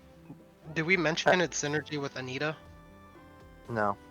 No. Oh yeah, well, Jill showed me his deck list, and I think this card with Anita is pretty nuts. Yeah, I can see that. You just get a bunch of damage going through, like for a dual color deck, and even probably just dual color deck. Maybe some mono red if you find something synergetic to go with it. I think that is a combo that you just cannot overlook. Good way to think resonate. I was gonna say, I think the fact that it's a 1-cost action is enough synergy. It produces memory and it does damage. People let their cards get kind of low on HP, and like some match I played the other day where I was able to stop like two reactions to like try and eat a card or something like that, or it was just like punch Chain of Fists. It was just like, damn, dude, all these really cheap cards. Damn. But yeah, I think it's great. Yeah, it's gonna be in great because it's a great card. Unlike this one, actually, this is good too. Gale Storm. Horse Amy. Give me the horse. Yeah. She got a guitar on her back. Just kidding. Getting faster at typing this now. Yes. All right. 2 MP to give a random red unit in your hand or EX pocket 1/1 and rush. It's a lot like Conga Power, but without the monster restriction. And I wanted to check this before because it means, yeah, you can use this and give rush to your old man action, dude. Shimazu comes in with the heavy pierce. Mm-hmm. You put Metsu on him because you're a douchebag. You could do that. Yes, the combo is so nasty. That is a possibility. It is better than Conga Power for sure. It is any random unit, but the problem is it is any random red unit. I mean, it depends on how you look at it and what your deck is doing. This is going to work a lot better for certain things than others for sure. It's a nice surprise for like Celestial decks and Metsu decks, like you said. I don't necessarily think Jill needs to use it, or even Growth Ami at times. But I still like the design a lot. I think it's good. Yeah, it's better than Conga Power. Pretty strong. This might make Ken better, but yeah, I think this is strong now, and it's just going to be stronger after rotation. I think it's good. Yeah, the fact that it could be given to anyone, because I think everyone was kind of like, all the other red cards were kind of like, yo man, if I could get that Conga Power real quick. And here it is. Extra HP on top of Conga Power, and it's applicable to any unit. And it's a lot like the black version of this card that does self-damage. And it also has, Temp Crush, but if your HP is low. But this does not have the restriction that the black version has. The fact this can go on anything is pretty crazy. I'm trying to think, what's a good card to put Rush on? Anything! Ken. Good old Ken. Old man. Yeah, old man was the first thing that jumped in my head. That's why I had to check if it was MP restricted. Double rush on FDR. I mean, it really doesn't matter. He's gonna win you the game. You have less time to react. You have a quarter of a second now. INR is a good idea. 4 cost Jill. Shouldn't need to attack that fast. Kasuga's not a red unit. Unless.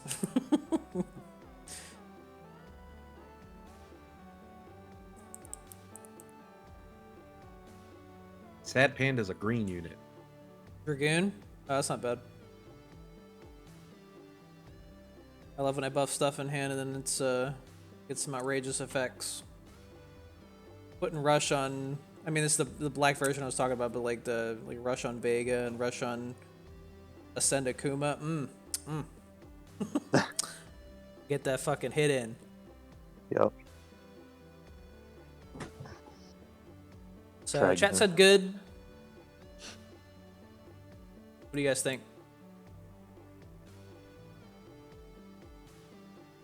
Good. Giving Rush back to Valstrax. Yeah, I mean it's random, right? So you could get that insane combination, that insane synergy, or you could whiff and just give like double Rush to, I don't know, the new Rathalos or Guy or I don't know, Sasuke, like whatever, right? It's interesting. It's kind of nerfed because a lot of good cards already have Rush. Yeah, like Strider, right? But again, it's a 1/1 buff. So are you that upset? I don't know. No. I guess good. I say good. Yeah. Himiko Rush, dude. Exactly. I did do something like that. What was it? Oh, I got the Strider card for agility, and I used Himiko as base for that. So I was like, damn. "Oh, she's coming, dude! She's coming right at you, dude." Oh Lord, she coming. Agility with the hourglass. Like, oh, give me a minute. Yep. Light Sword Cipher. Speaking of agility. This is a card that didn't really impress anyone. We were trying to find like apologists to make this card seem better. Yeah, I'm not a fan. Like to put the one-time flight on her since she never attacks. Dude, she flies forever. That's fucking pog.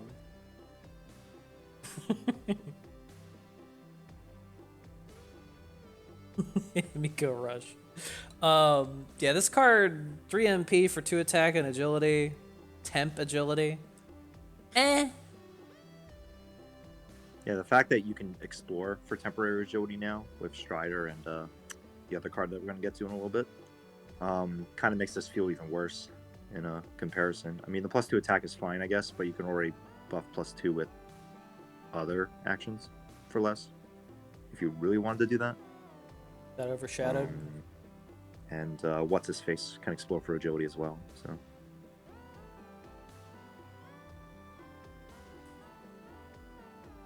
Yeah. Don't think Red's hurting for agility right now.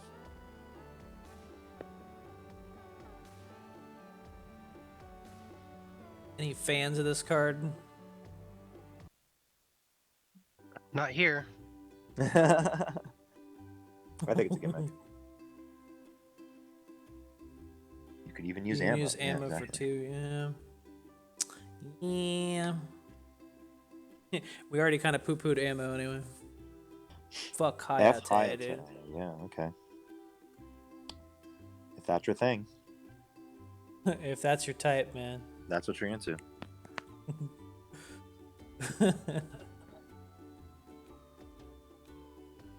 Is there anything else to say about this? No. No. Not exciting, I know. We do have some votes at least. Gimmick. Gimmick, dude. 63% of the vote. I mean, what you guys have any other votes than gimmick? I think gimmick is kind of where it belongs. I don't know if we need to Gimmick. do anything else then. I would just move on. Even before the poll's over. Just do it. Just do it. I mean, the artwork's great. I love all the Strider art, for sure. Oh, this card's neat. That's right. Contract with the Divine. Shit, I can't put the poll up. And the poll. I can't. Report but this poll. I can report it. Offensive. I don't like it. Took too long. I'm in this poll and I don't like it. So this action is 3 cost. Puts a seal on one of your own units and deals 7 damage to a random enemy unit. I mean, it's really novel because it's a self-seal. It could be a really cool way to like get out of hurting yourself from Dragoon. Where does self-seal actually apply in a mono red deck? Like, I know there's some dual color shenanigans you can do. Let's get that out of the way. What in mono red would make sense other than just saving your Dragoon so you don't have to kill yourself with it? Put What this if on they 2 slow? minutes. We don't like that slow anymore. Slow. Yeah. Like, I guess if the opponent's slowing you down, or if you get hit with Thunder Brew, or that new seal where you can't counter. Oh or... shit, Schmo, let's have a 10-game exhibition. I'm gonna run 3 of these just to show you that well-laid trap sucks. Exactly. Or Quicksilver, right? Like, if you get hit with Quicksilver, bam. Right? Seal off your halt, dude. Right? When you're playing against DI. Yeah, maybe you get debuffed or something. Halted. Yeah, this can seal halt. Possibly Evil Ryu. That's kind of dope. This is a dual color card. Exactly. Which means it's very niche in that alone. But, yeah. Like, dual color stuff, yeah, go nuts. Use this on already played units, dude. 5 head. I think it is very weird. And the 7 damage going to 1 random unit, I mean, I guess that's fine. But I don't know if that's practical. Yeah, I've been messing with this in red black die bomb, and it's kind of awkward to get it. It's saved my ass a couple of times though, because that's a lot of damage, especially in response. Does it work if your unit dies? I haven't experienced that, but I'm gonna assume yes, because it's red, and red always loves to fucking have that shit. And no deal what. 7 damage based on the wording. Yeah, because it's usually 2 separate sentences if the second effect applies regardless. But that's all 1 sentence, so I wasn't sure. When they brainwash you and they negate it anyway. I know sometimes they use the word then to split it up as well, so right. But I just wasn't sure if anyone came across that interaction. That's why I put a big asterisk on anything like that, where it's just like based on the wording. Chat says all right. What do you guys think? I'm not convinced. I think all right. I think it's a gimmick. I haven't seen it played at all though. So. I haven't seen it played, and I don't really see too many uses for it. Kyle says great, but yeah. Great. That probably means it's a gimmick. I think that it is a great card. Wow. Okay. Yeah, because it's kind of like cheaper Just Desserts, even though nobody uses Just Desserts. That's your selling point. The cheaper Just Deserts. Yeah. All right. I'll accept it, but I still think it's a gimmick. So we And have I see gimmick, no one playing great, this card, so all right. I want all of you. I want all of you to go on the ladder and start playing this card if you think it's great. All right, and then come back and let me know how it goes. 3 of them. Well, you don't have to play 3. I won't force you to do that. Yeah, But I put just it in think your deck. I think it's a good response and then good for certain options. And 7 damage is a lot for 3, especially in response. You know, if they're gonna seal you anyways, you have that option. I do actually want to see what happens when the unit dies. Yeah, I was gonna say if the unit dies and it still goes off, it's pretty pog. I'm 90% sure it would, just because of the wording on other cards that are similar. Like sample collections Sounds destroy a good. random friendly unit and an enemy unit. Whereas Sounds just like we Desserts need is to do some destroy, then- testing. So I'm actually Ugh, confused God. where to put this damn thing because we had like 17 different. Chat said all right. Kyle said great. I mean, we got Iowa said It's definitely great. not great. I'm not gonna make it go that I, far. I don't think great. The highest I can see it is good, but I right now say all right. I'm gonna say all right because I said gimmick, and people are saying good. So put it in between. That's All my right. vote. I think it's all right. Put it all right. Check how purple won it. Yeah, that's the dream, Kyle. That's what I've been going for, but it's Purple a one. little tougher. People Incense are very cannon fast works to react on differently. that. It's incense cannon is worded differently. It's 2 separate senses, I think. I could be wrong. I just know talk about- Reds usually don't give a fuck about their unit being removed when it's activated. Rescuer's bullet still doesn't do the damage. Yeah, there's a few red ones that do, Right. but not a lot. Yeah, but stuff like incense cannon and divorce, like those are separate sentences that are guaranteed to happen regardless. Rescuer's bullet says return then deal. So you have Yeah, then the clause. then is has to happen. Anyways, Next one. Hold on to your butts. The desperate snuggle. hold on to your mothers. 5 cost. Art charge 1. Deal 8 damage to 1 unit, and it destroys it, dude. It destroys it. I'm sorry. If it destroys it, you don't get any death effects. It is an 8 Absolutely decimated. damage banish. Oh man. This is what do you call it? Had a roommate in college that started a fire in the dorm because he left ramen on too long. That's what this is. Oh, this is what happened. This is what happened. It's like, why did you forget about me? No. I- I think this is the worst red card of the set. If Yeah, I had think to this is pick Red's one, mother. I did put mother as an option. Yeah, let's get some votes.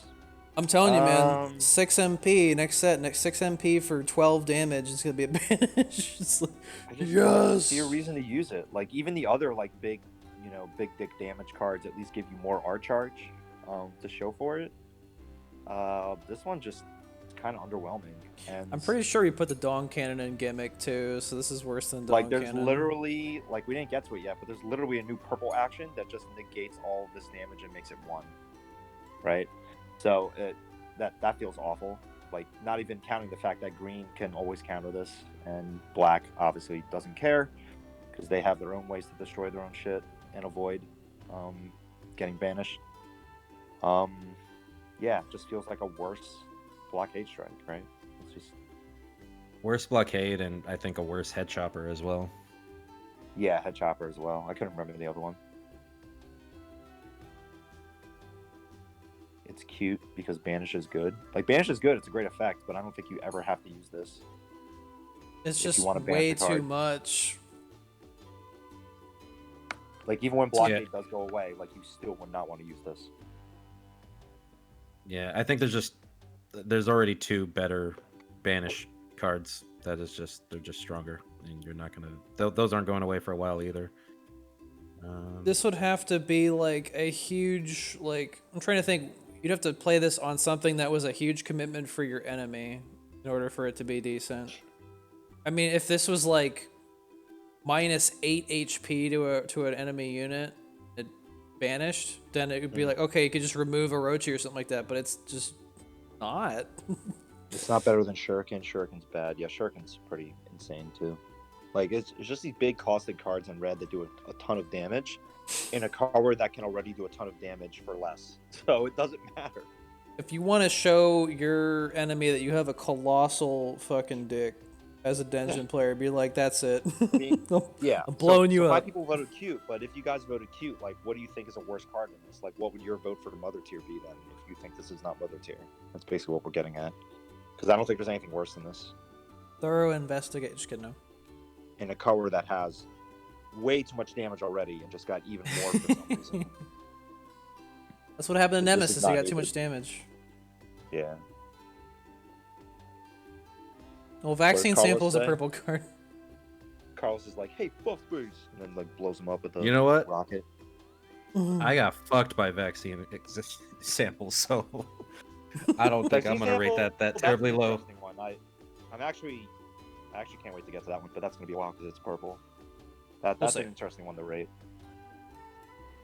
I tried vaccine sample 3 times, and I got the MP thing twice. Yeah, nah, like, man. I've gotten screwed by that before too. It's pretty funny. Iowa, where would you put it? I don't know the set very well, but I'm comfortable with putting it in Mother Tier for now until something worse comes up. I think we have like Sure, 8 more something actions worse. left, and 2 of them are legendaries. So There's 7 more. Is Mother Tier like 4 cards or just 1? I always thought it was just 1. One per for each color. one per color, same as Kami. Okay, I'm cool with Mother for this one. Alright. Next one is, Thorough Investigation. I memed on this card too. Any memers? I was pretty interested in what this card would do because of the, teaser of the lore cards. They didn't tell us what this one did. Yeah, I was pretty disappointed to see what this one did. It's very similar to the lightning bolt, lightning whatever. Whereas when you use it, it'll add another version of it to your pocket. It's basically thinning your deck, I mean. Whereas as long as you have another copy of this card in your deck, you will pull it into your pocket. And I guess for that alone, it's pretty valuable as a good thinning tool to kind of get the junk out so you can draw into your better cards later. Which is why, Lightning Bolt, whatever it was called, was used back then. But I don't know. The fact that it's only for 1 attack feels kind of bad. And as a 1-cost action, it's not really needed, right? Because there's so many other ways to do damage for 1 instead. They'd rather do that in red, right? It's just a card to help you set up for when you're playing dual color and you want to use V and you need that action in the EX pocket.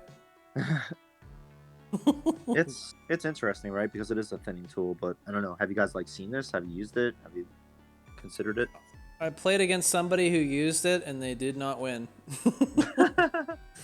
And it seemed like they were just using it to thin sometimes to just get AP. Like, I removed their card and they used one to buff it, and it was just like, okay, alright. So the thing is, they're again, the same with lightning, and I think there's a couple other cards in red that can do that for thinning. The thing is, in a 30 card deck in this game, you don't usually have to thin that hard to find your win cons. especially in a game that has so many ways to cycle otherwise. So it's kind of a moot point that you can actually thin with this, but it is something. The downside to thinning with this as well is you need a unit on the board, which I think hurts it pretty hard. Yeah. Yeah. That too. You can't just cycle it out at the beginning. Oh god, it's not even permanent attack. Yeah, it's only for one attack. I thought it feels really was. Bad. Yikes. Put this in yikes tier. Yeah, that's why I think it's a gimmick, because I think this it's is not cute. really it's not really serving any purpose. Yeah, it might just be cute, honestly. But I like the thinning concept, even though you don't need to thin. I like the thinning concept, but playing Lightning Bolt as much as I did during like early Dungeon, it loves to fucking draw Lightning Bolt as your next card in your hand, and it's just like, oh, this sucks ass. It would happen so many times. But at least it's if this was last one out of your deck. If this was permanent attack, it would be okay, but it's not. Yeah, that's like the really bad part. Like it's not. Chat said all right. What the hell? Yeah, I'm not sure about that. I think everyone missed the temporary thing. Yeah, if it was permanent. Effective forever. I'm between gimmick and cute. I think it's gimmick just because of the thinning, but maybe just cute. I'd rather thin with a random action card. The fact that you have to put a unit down to thin with this, it's kind of rough. Mm-hmm. Chat said all right. What do you guys think? Gimmick? Honestly, this is also contending with that last card for Mother for me. Nah, it's not Mother, because it is a one cost. If it costs like 2, then yeah, it would be Mother. That's the only thing keeping it. Like that's its only thing. But the fact that you know you're gonna have to run 3 of these though to get any use out of this, which is kind of trash. True. Right, and that's 3 spots in your deck, and then if you draw another one, oh cool, you just lost half its value. And then after that one attack, this thing had 0 value. I mean, I don't know. This is kind of feeling more like Mother than me as I'm talking about this. Wow. I mean, at least you could just run one of the big dick cards and be like, all right, it's 1. This is taking 3 spots in your deck. It's cheap memory. There's so much better. I'd run spread shots for 2 MP. So many other ways to do it better. Okay, Iowa, what do you think?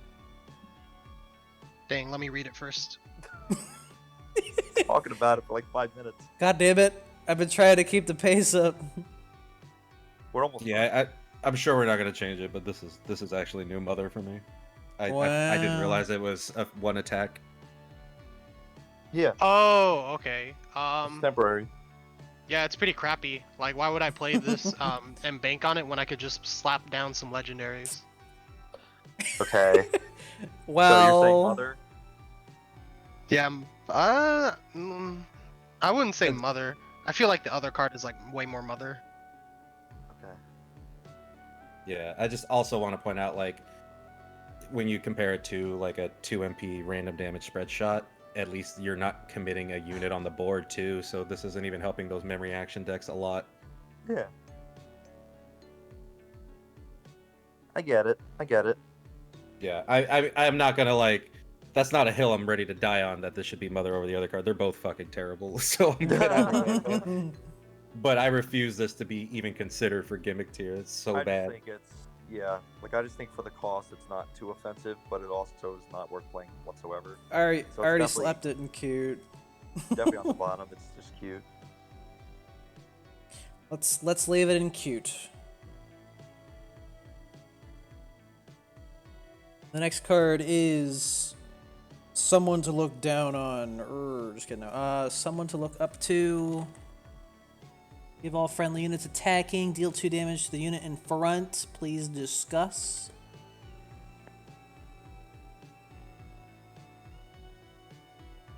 I don't know. I think a lot of people were excited about this card when they first saw it, but I've only seen it played like once or twice. So, where are you at, guys? Where you at? Who's playing this card still?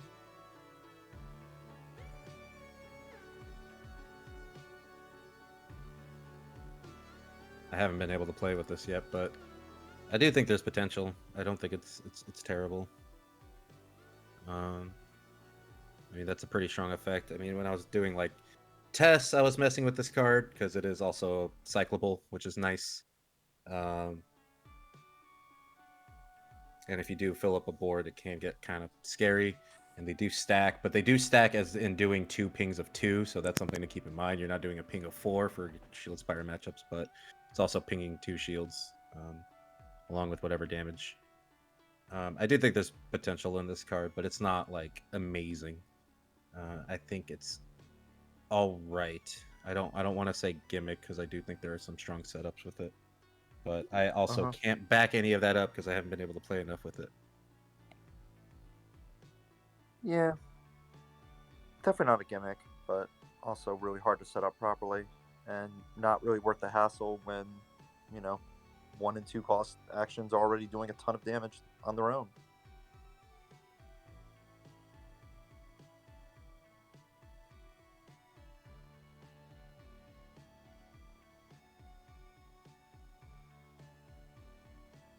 I do want to try this in a red machines deck.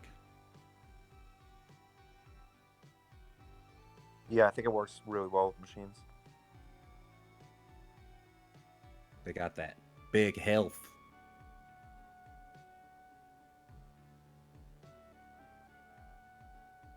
True. Yeah, I guess you could slap it on a bunch of tigers, and that would do pretty well. Tigers, hyenas, and turtles. Oh my. Yeah, it's when attacking, so you can't do like combo. It's whenever the arrow reaches the other side.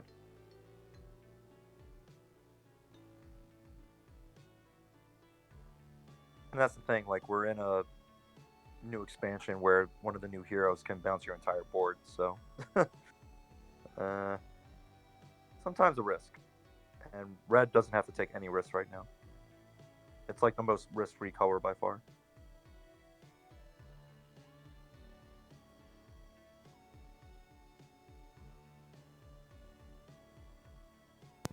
I'm back. What's going on? We're just saying this card's alright, I guess. Just all right. Yeah. I believe so. I think when removal isn't as prevalent, it'll be better, but Yeah, I think potential. bouncing will still be prevalent, so Yep. I think all right sounds all right. It is fine. I'm close to gimmick, but I see the potential. This is like action high and hard. Yeah, but it works on like any red units, right? Which is kind of a plus. But it would stack in Ironheart deck, so that is pretty cool.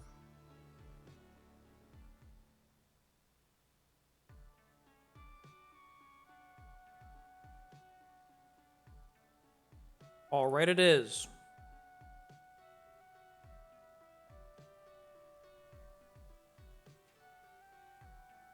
Controlling the Satsui, the chop suey. Oh, okay. this card. Do you? This card's funny.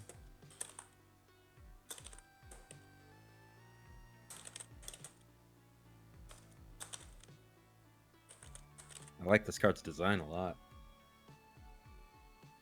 Yeah. It's 4 damage for 2, which is pretty good.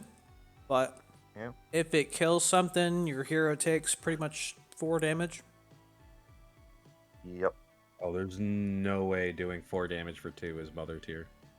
Sorry, Oracle. There's just no way. Yeah, this isn't Mother. It's funny. Because yeah, it's Trust, but there's a downside. And I think the downside of this is obviously worse than Trust downside. But I can't even say it's a gimmick because it is doing 4 damage for 2.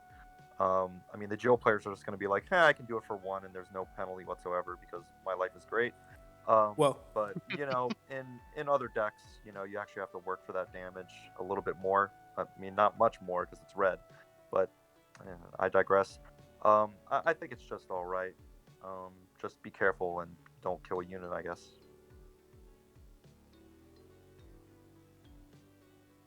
I actually had to kill a unit playing Dungeon with this in my hand. I was just like, alright, needs to die. And then I took 4 and I was just like, oh, so that's how that feels. Yeah. It's funny to watch it happen, because it happened to me once where someone like killed me with this card and then they just died a lot faster. But yeah, I like that it has a downside. Yeah, and if black has shown us anything traditionally, if a card is going to win you a game, it doesn't matter how much life it's taking from you. Yeah, And trust can win you a game. Killing the right unit can win you a game. So that's true. Yep, pretty good replacement for trust. And hopefully they continue in this direction for future red cards that have obscene damage, but we'll see. Balance? Maybe. Nah. I don't know. Like, a lot of these cards have, like, cool effects, or like good effects, strong effects, but also have downsides, so it's kind of interesting to see them start to do that. Looks like Chad is saying good. That's good. Weird gap where it's just like good, and there's some people that are just like awful. Ew. Gross.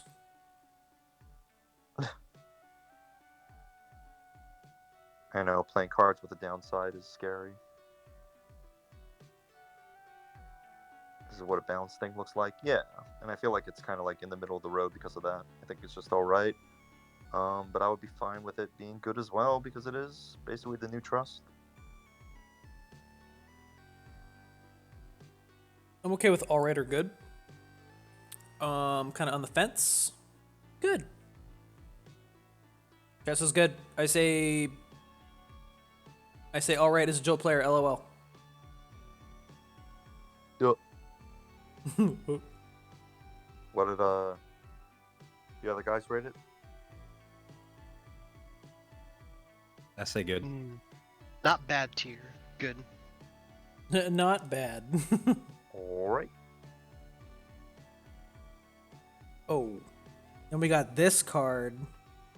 The Rekindling of Life. Yo, this card is dank. Making monster decks kind of fucking scary.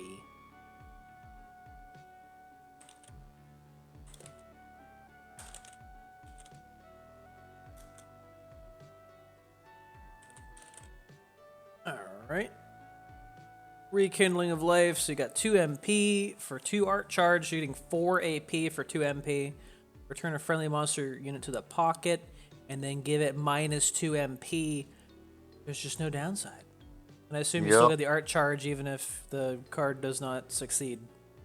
It's just a different way to rescue a bullet, but with a different effect.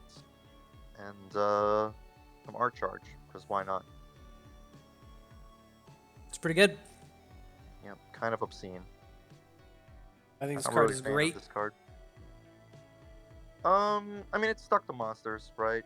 And thankfully it's stuck to monsters, because, yeah.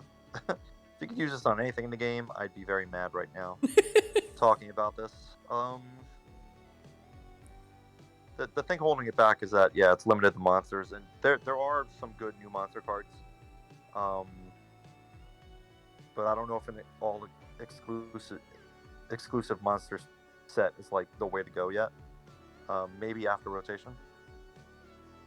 So I think that's the only thing holding it back. The effect is insane, though. Monster Coral? Did someone say Monster Coral? Maybe. Maybe. Pretty good. Maybe. I'll say good, but if you guys want to throw it up in great, I'm also fine with that. MP could be a huge downside. You think that's gonna stop me as a Coral player? Like, yeah, like discounting units today sounds bad in some matchups, but in a few months, maybe that's not a bad idea. So that's why I'm kind of like on the fence with it. Like, I think potentially it has a really good potential in the future.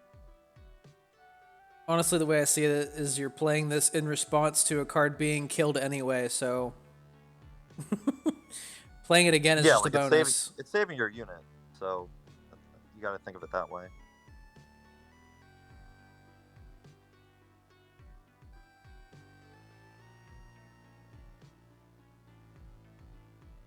I like it.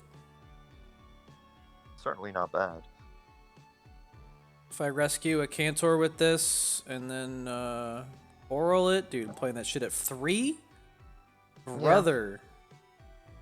Yeah, it's basically like a reset, but you do have to play it out again from your pocket. But the discount, is really nice. 4 AP. The art charge, I think, is just... They could have left the art charge off and it would still be pretty good, but... Yeah, like, I don't understand why it's giving you an extra 2 AP, but okay, sure, whatever. Red gets the most broken art charges. Yeah, I'm... Especially compared to the green version of this, I'm really annoyed by the art charge. Yep. Good. Chat says good. I think it's great.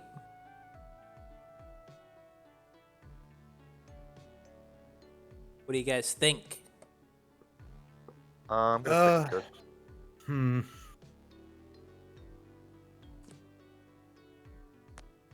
I am on the fence between good and great. I do think there's potential for great, but especially with all the good monsters that they have, but I guess I'll go with good. Chris?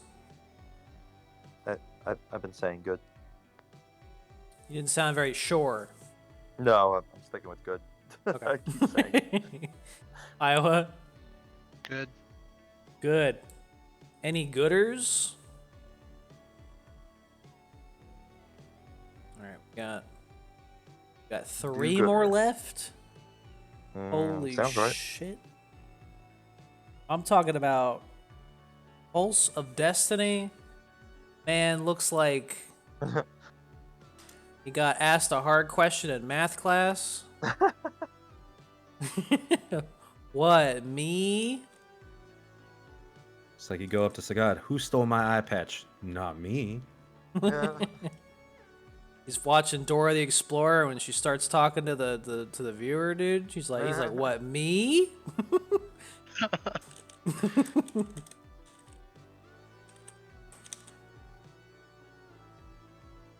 Okay. Pulse of Density, dude, 3 MP gives you 5 AP.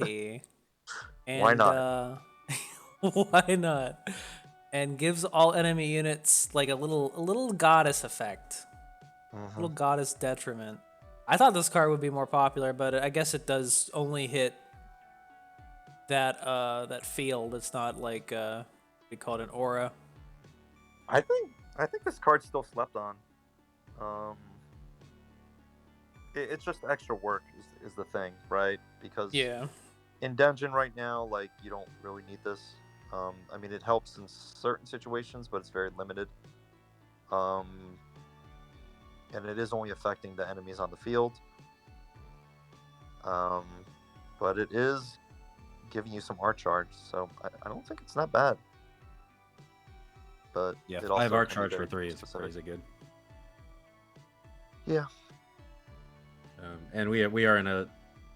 I mean, there's some unit heavy decks out there too, but we are in a pretty action heavy one as well, so this card kind of loses a lot of value right now, but I do think it's, can be very strong in the future, and it does have some really good setups. I mean, like, sometimes playing Denjin, it's like, I know they're going to heal this damage from headshot, but I also need to get some art charge, so you can kind of apply the same mentality to this thing. Same AP return for MP like cost as headshot. Yeah, like the art charge is huge for Denjin. Like, you're potentially guaranteeing an extra Denjin charge that you normally wouldn't have in a match, and you're getting it faster. And like, if you use this before you use a Calamitous, that's like insane damage.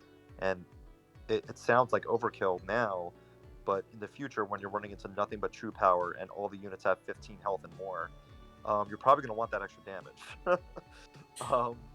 Just saying. So for that, I don't really think it's a gimmick. I can't rate it that low. I think it's all right.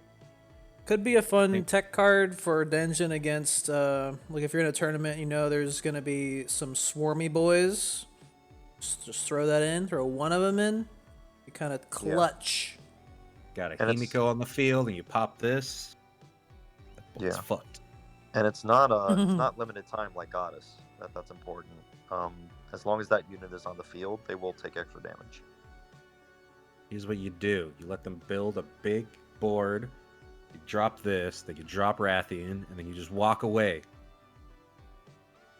And then True. you realize you still lose. Son of a bit. You dungeon this card and then it increases that. Just kidding, it doesn't. I have a feeling it got rated very low by the chat. Cute. Holy shit. Cute. Y'all Yep. crazy. That's some hot takes. Had a feeling. What? We'll solve this then. Cute and then good as a runner. Well, Dude, it's like all I in can see the place. argument for gimmick, but I think it's all right. Like that art charge is pretty nice, and I think it does have a future. I think I think all it's right. alright. Iowa, help. Let me read it. God damn it. Art charge is hard to evaluate when it either does or doesn't offer you an extra HA shot. I think it's gimmick. Eh? So it's like Right. a worse sun goddess. We have 3 votes for all right, 1 for gimmick, 1 for cute. That puts us between all right and gimmick.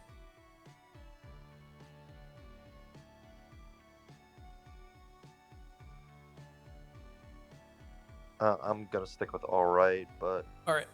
you know, Yeah, I'll stick with all right. I think it is useful as a one of. Might not be something you jam into your deck, but it might hurt I'm if you also- jam it into your deck. I'm also sticking with alright. Especially like this in GDI too. Uh-oh. Collapse the negotiations. Anyone? Any collapsers? Here we go. negotiating. You ever just dumb negotiating? You're just like, hold up, let me just kill some dudes.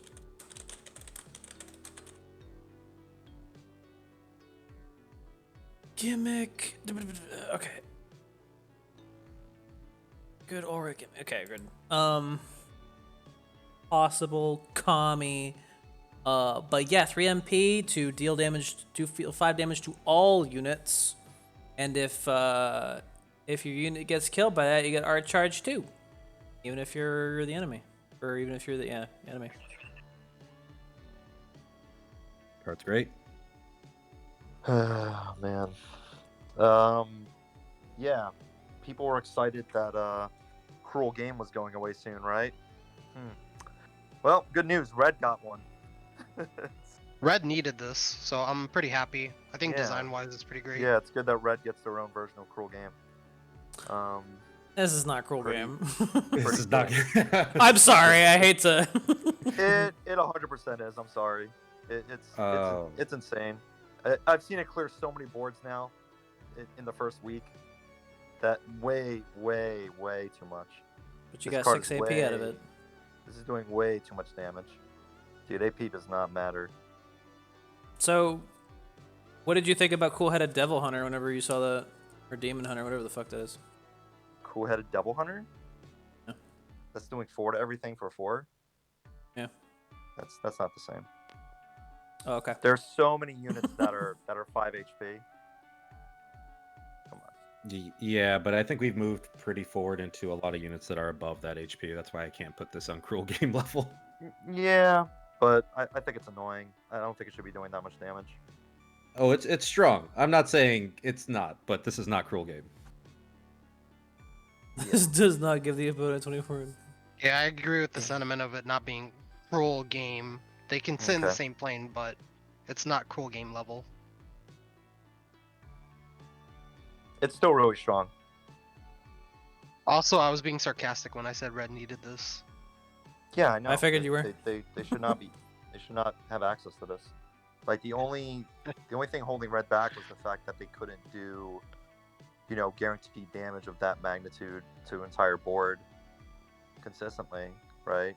I mean, yeah, they had incendiary device, but thankfully that got toned down a little bit thanks to the Dension nerf. But yeah, I feel like this is just unnecessary.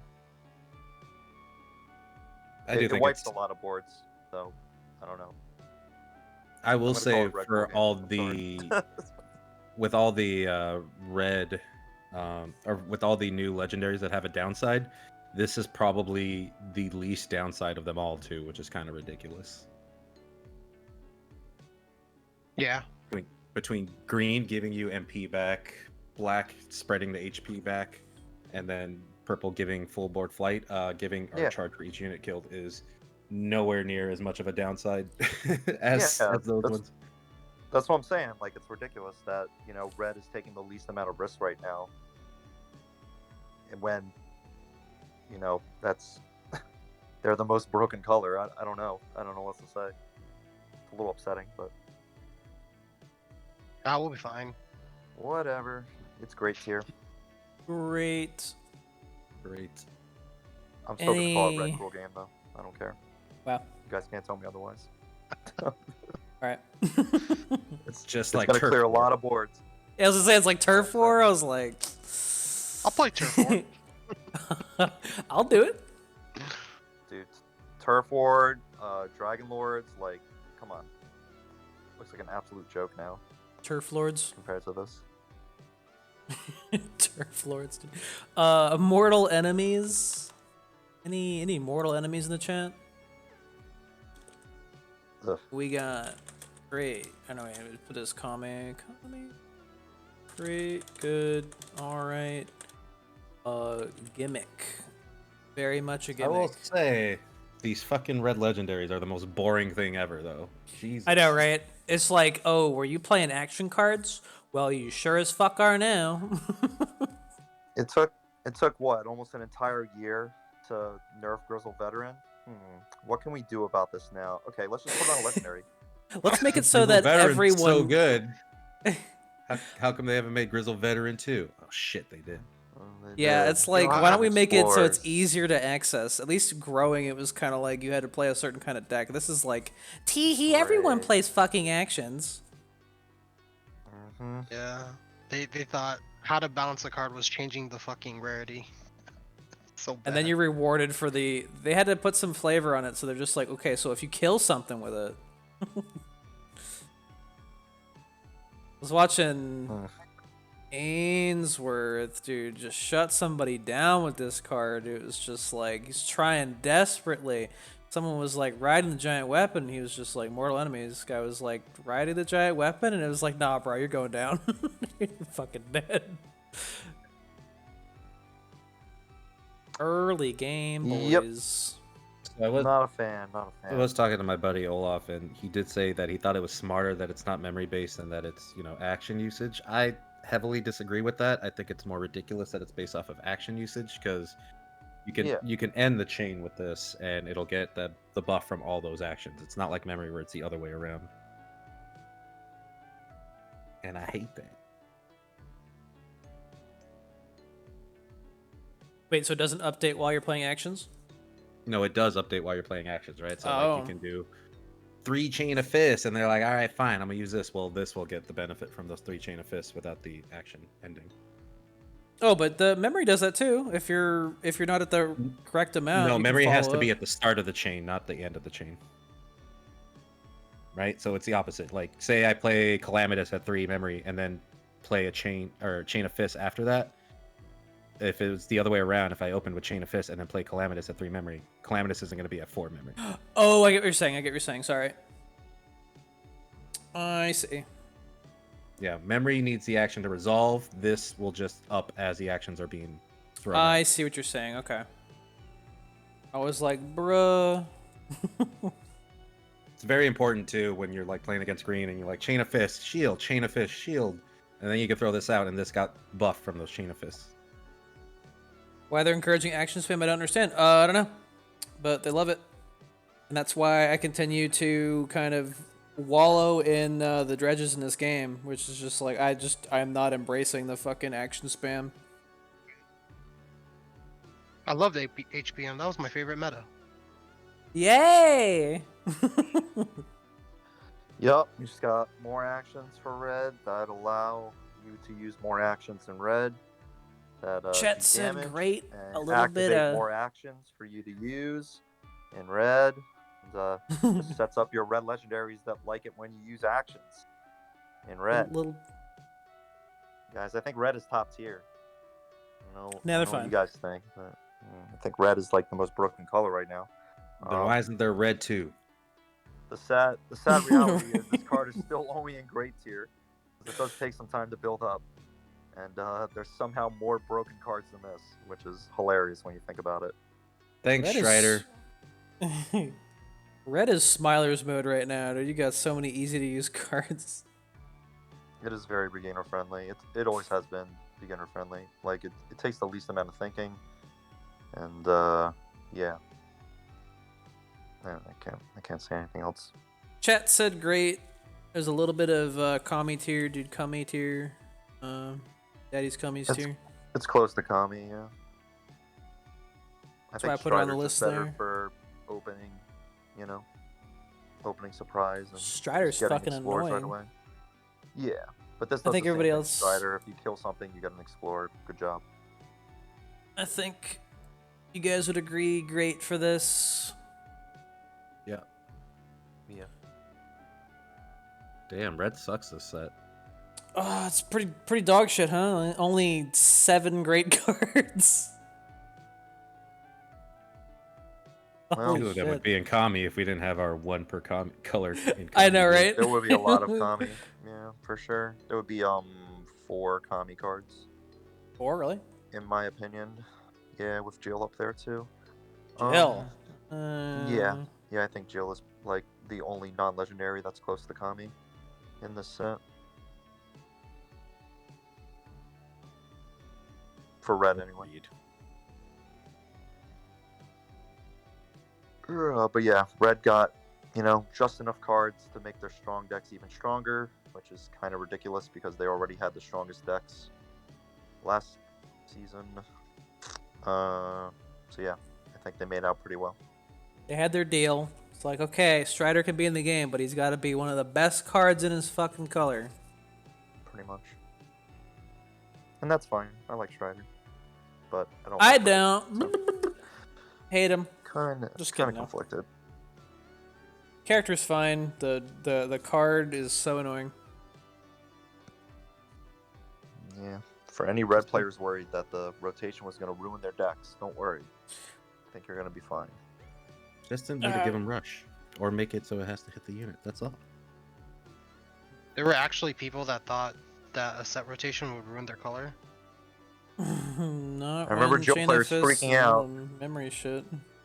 About losing their precious Carlos and their Hellbat and yada yada. I was feeling alright as soon as they revealed Fat Nash. I was kind of like, alright, well, at least they're giving us something. Yeah. And they've done well since then. And it's funny because Pretty well. ATH is when they started really just being like, hey guys, we're going to throw you guys a bone. We're going to give you some decent explorers. Before that, I was just like, that's what my guide was updated up to, HBM. And it was just, it felt like we were getting like a couple tools every set where it was kind of like, all right, this is kind of neat, but it's not enough. And those are the sets that are leaving, so we're not really losing that much other than the initial set from DON. From Dawn. Yup. The Dawn. I am sad to see Dimitri go. I think that card is pretty fucking hype. But Yeah. I mean, there's a lot of cool cards from these sets that are going away that, it's kind of sad to see them go, and they never really got a fair shake, right? Like, pour one out for Explorer Boros. yep. That one bot is just crying, dude.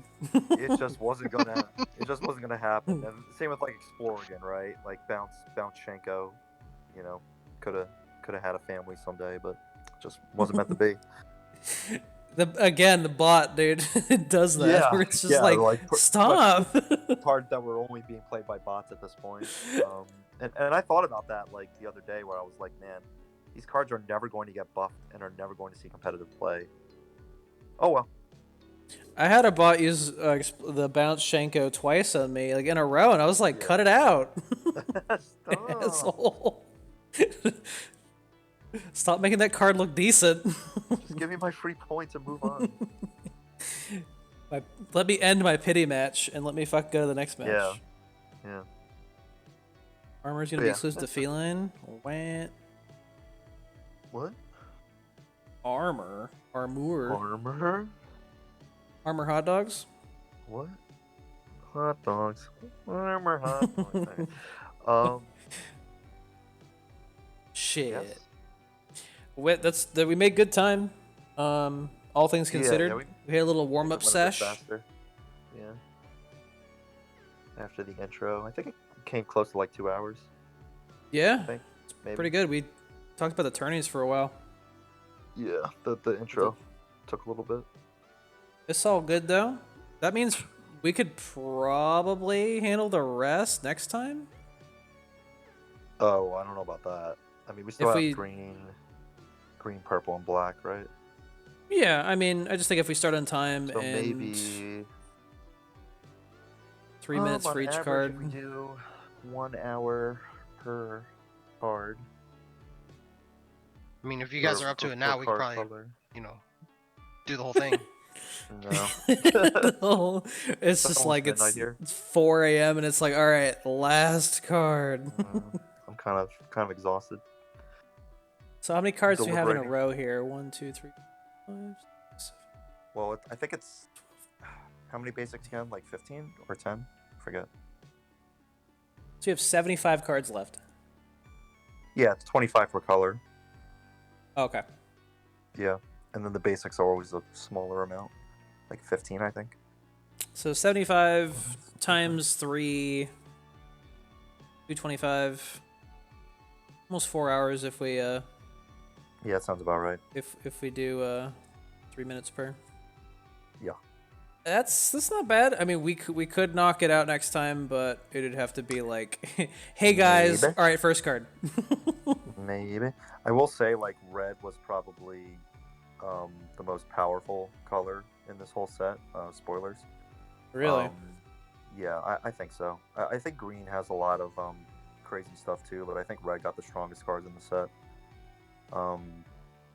But that doesn't mean the other colors will be easier to deliberate, I guess, because there might be some that we argue on how bad they are. Or good. Siley was talking about Besiege. Oh. Yeah. I was like, what the hell is armor? The armor effect, I guess, yeah. Besiege. Yeah, in terms of giving it to any unit, since there's other units that come with it, but... Isn't there... Is that true? There was one that gave it to growth units that's going away. There's one from Day of Nightmares that gave it to anybody. Yeah, Besiege. Huh. I thought there was one other one. Yeah. Maybe I'm just thinking of like certain growth cards. I definitely Wind armor? get through. Yeah, wind armor was one, but that's going away as well. That's going away. Yeah, but I'm talking about like a purple card can get it on growth or something like that. Oh yeah, there's some Crazy. units that can get it, but in Like, terms of there's actions, units you can that put can it get on any unit. Yeah. Yeah, but I wasn't sure if there was an action that could do it anymore. Shit. It's pretty good. Pretty good, boys. I'm excited to Yeah, I think review purple above all else. Oh, Are purple's we gonna be saving crazy. purple for last? Or are we doing black last again? I think we should just keep going in order. But black is very meh. It's not that exciting to review this time around. Because I feel like next time we could probably get through two colors if we do green and black. I think they'll be the easiest to go through. I think purple will take Well, the apparently longest. we're going to 'cause finish it there's out a lot next going week, on. but Apparently, I'm just saying theoretically we could. yeah, I think purple will have the longest talks and deliberations. I don't even think it'll be just disagreements. I think there's just a lot to talk about those cards. probably. Well, we were trying to keep it the pace, so I set it to 3 minutes for both of us. Although at the end of this run, we were starting to go a little over. Yeah. That's fine, Silex. It's just that the first card that ever gave that effect was Besiege, so that's just what we call it. Armor makes sense, though. I They understand. never what you're talking actually gave it a proper tag for whatever reason. Call it the hexagons if you want. Sure would be a lot easier if they just did that, but Damage Whatever. reduction. make the poor translator type out those longer descriptions every time. Which, random side note, did anyone notice that they changed Leon's wall of text to a single keyword? Oh, yeah. Single keyword? I think it's a lot of Did they? keywords. I didn't even know that. Well, one key, When destroyed by keywords you can tap. Was it? Let me find it. That's weird. Did we talk about the 1K already? What? No, I don't think we have. talked about the exhibition, but we didn't. I forgot to mention the follow up, but we can do that now because people are here. Destroyed by damaging effect. Yeah, so there's a 1K tournament coming up. 1.1K. 1.1K. We're up to 1.1 now apparently, and counting. It'll keep going up, guys. Holy shit. Sure will. We have a very generous community, also a lot of good players. So are you guys excited to play in it? Yes. Yeah. Well, a little butthurt after the last one, but I thought I We'll thought get I over could it. actually skip this one because I considered just taking a break from competing this month, but I kind of want to play in it now all of a sudden. got a taste Why of is blood. Huh? Oh, I see. Why? Because yeah, why? Why the sudden change of heart? Just cause? I mean, the money's nice, but I don't know. I didn't think I'd do as well as I did yesterday, and I don't know. I feel like I could do better. Okay, yeah, I definitely see where you're coming from. I like that mindset. Yeah, I think you can do it too. Yeah, I just have to rethink a couple things. I will say through the exhibition, I mean, there's still some strong stuff, but I did feel like there was a lot more variety in this format than I think I had anticipated, which was nice. I wasn't expecting to see monsters and getting screwed by monsters, but it Yeah. happened. Yeah, red's pretty strong, guys. I think that's the one mistake I made yesterday. I didn't bring a red deck. Whoops. Didn't help me. I brought the wrong red deck. Yeah. I brought the one where if I see anybody that has a lineup with shields in it, I cry. Shit. Yeah, I think like the strongest decks. I mean, there's a number of red decks. I think maybe Denjin could pull it off, but if I was gonna go red, I would do either Jill or maybe some monster stuff. Celestial, there's potential for sure. Blazing Wall, sure. Metsu, right? Ainsworth brought Metsu and did like some old man Takeda shenanigans, which is feels outdated at this point, but it's still really strong. Yeah, so red has a lot of viable decks. For green, you could do something with Yawn, you could do something with True Power, Spire. Like, there's a lot of potential there. Green is really strong post rotation. Pretty scary stuff. Black, I honestly couldn't tell you what to bring. I guess spirits look good, sort of. I don't know. Black's kind of a weird spot. Coral. Just kidding. No. Coral And, spirits. For purple, I mean, there's Ada, there's Zero. You have slow purple, you have lock-based decks, you have Exodia. I'm sure you could figure something out if you wanted to bring a purple deck. So there's a lot of good decks that you could do in this format. But you will have to bring one purple deck. Is that the requirement? Yes. Gotta bring one Ada. Ada's You do have to bring one Ada, okay. I wasn't sure if you'd have to enforce that rule for the tournament as well. I thought it was an exhibition only thing. Nope. The exhibition, I didn't really say this too much, but I ran it to be exactly how the tournament's going to be ran, just to see how any pain points. So we are getting sponsored by Gung Ho for this tournament, where that $1,000 is coming from, and they want to show off the new hero. So I was able to get it so you don't have to play Ada through the rules and adjusting through the rules like that. But I still suggest that you bring a strong Ada deck because the more options you have, the better. Yeah. So you have to bring Ada. That's interesting, and that actually makes me happy because, yeah, okay. Red. That's cool. All Three right, red I'm looking decks. forward to it now. Yup. Yeah, One's gonna be playing red. Similar to that's the nice thing, right? If everyone's bringing red to counter that Ada, you could bring something to counter that red, and there are some options. Yeah, I mean, you can only win once with True Power is the problem. But no, I'll figure something else. The same deck, but power. Shield Spire. Yeah, I know. There's going to be some mind games for sure. And I guess, I don't know. We'll have to see how the bracket shakes down. Because hopefully a lot of people enter. And if it's a big bracket, then anything can happen. A huge bracket. We're still figuring out like payout depending on the size of the tournament. Like right now we're leaning towards top 3 payout, but if the tournament gets super huge, might increase that payout to like top 8. I would prefer top 8, but that's not my call to make. I think top 3 for that much is pretty insane. But is there a page for the tournament signups or information or anything like that?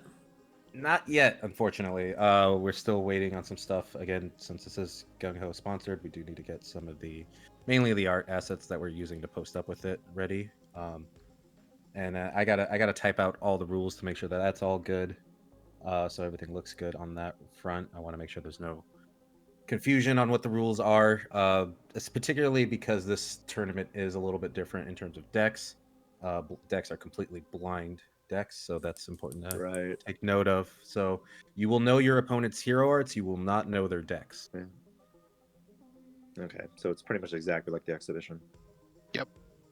Okay. I was gonna say you have to bring Ada, but you, what's the only rule? Like you can't bring 2 of the same hero. Correct. Okay. You cannot bring Nurg and Nurg.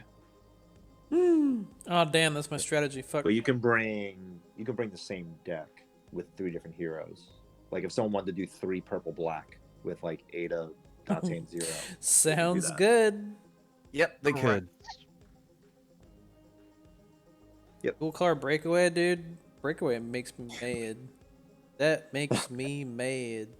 Breakaway's fun. I just don't It's know. fun, but goddamn, dude. It's like The fucking potential playing is- Operation, trying to get your fucking thing set up. It's a little awkward. That's funny. Kyle came in the chat earlier like, man, your unit just dies if you break away with a full pocket. Yeah. Where You gotta have one thing in your pocket and hope it's a fucking unit. And if you're playing like heavy actions, oh well, that's a liability now. Yeah, I mean, there's definitely a way to do it, but it's gonna take time to figure out. It's not as easy as just hoping to draw units. It's just crazy because if you don't draw that perfect thing into your EX, you have to use the first breakaway to just take a good unit away before it's ready to go. So try and get the most use out of it, and then pull it out. Yeah, that works too, Dango. If you want to do 3 purple black, you can do Ada, Dante, and Ashura. Because why not? I like how the Akuma doesn't even have a ideas. name. He's just Ashura. Yeah, just Ashura. Shoosh. But yeah, breakaway, man. It's just like, I think what happened to me when I knew I was gonna lose to Ainsworth, so I was like, fuck it, I'll just show you what my breakaway deck looks like. One, I didn't get to really do anything with it, and 2, it was just like I pulled a negate into my fucking EX, and I'm like, well, I have to like negate the next thing you do, whether it's useless or not. It's like, yep, cool. Yeah. That and like the fact that it constantly tricks me that like I think of it as a swap, right? I think a breakaway is a swap, but it's not a swap. It's just you're taking it out and putting another one in at random places. It's so dumb. Yeah, I don't get why it's random. So I'm not as sure why cool as does it is that. to do it with Nevin, it's like she comes in front of a fucking blank spot. Well, shit. Yeah, I was kind of like confused the first time when I saw it, where it was like it went in a different slot, and I was like, why does it do that? Yeah, it's crazy because you have things like basic Ada that have when placed on field to make it synergistic with breakaway, but if it puts it in Yeah, the wrong damn slot, don't work that way. Yeah, thanks. it's really awkward. You can't rely on it that way. I have probably killed myself more often than I'd like to admit. Because I'm like, yo, I'm gonna swap this out, it's gonna look really cool, and it's like, oh, we showed up over there. It's like it's just not a good interaction. It's hard to rely on unless you have locks in the right places. Parts, so yeah. It's just not proper to set up yet, because purple doesn't have a consistent way to draw units. And that's what I was hoping for when I saw breakaway, where I was like, if purple can get an action that actually draws a unit, then they're set. They can really abuse that. But thankfully they didn't, because V's still around. That's true. So I'm kind of torn. I'm just put a mana cap on it. Yeah. Like you'd have to do something like with Bombast, right? Yeah, I'm kind of glad they did that, but at the same time, it's really frustrating to try and make it work otherwise. Yeah, it's just the lock approach. Purple and their units are it's awkward when you're doing unit-based purple decks. The lock approach was not working, and it seemed like the way to go with it was just a bunch of fucking actions and a few legendaries. Mm-hmm. Yeah. Cool. But I still think purple has a decent future ahead of them. I think Ada did help bring them back to the forefront. She might not be top tier yet, but they're getting there. Do you think Earth is gonna win this whole thing? Yep. Just kidding now. Nope. 2 presents. I'm not gonna say anything. I'm also strongly predicting a larger JP player turnout because I will be promoting this in the Tonamel website. Yeah, and they're more familiar with that website as well. Yeah, so they'll be able to. That's more comfortable with it. Yeah, they'll be able to navigate that pretty well. They must be used to it by now. That'll be cool to see. Probably get more JP than NA at one point. Damn, that'll be nuts. Yeah, we might get some big numbers then if they all join in. Huh. Yeah, I think we're all going to lose the Korean then. All right. It's been fun. My breakaway main now. Whoa. I mean, who knows? Karan may just not like want to wake up at, I don't know, really early, really late. Who knows? Dongo might just PB him to death. That is true. That's the strat. Just keep the tournament at a weird time. It's like, oh, JP time? Nah, man, it's gonna be like 3 a.m. Yeah, for those that don't know, Dongo was supposed to be in the exhibition, but he had to drop out. But he did send me his decks because he just wanted to make sure he wasn't running any illegal cards, and they're degenerate as fuck. Wow. Why did Dongo drop out? What's the problem? He realized that he's going to save them for later. Wants to save the tech. Yep. Didn't want to reveal his ideas. He was interested in me playing Breakaway, and he was like, yeah, I'll play that. I got to pop off once with it, and it's like, oh, good. I still find it funny that the last chance I had to play EXGP yesterday, the all Ada EXGP, the deck I picked was Dango's old Breakaway with slow units that was so bad. And I thought I picked his newer version that I liked a lot more with Bulwark, but I saw Viper instead of Bulwark, and I got really angry. But I still ended up getting 4 wins in that run anyways, and I was like, oh, thank God. So I was gonna curse out Dango so hard if I got that second loss. I'm almost cooking me birthday dinner. That sounds wholesome as fuck. It worked out. I got that weird floor trap. Oh yeah, I wrote another like card another card that I'm kind of like, whatever. I won't be using that. the art is just so goofy on it. Like I don't understand why they did it from that angle. I like it.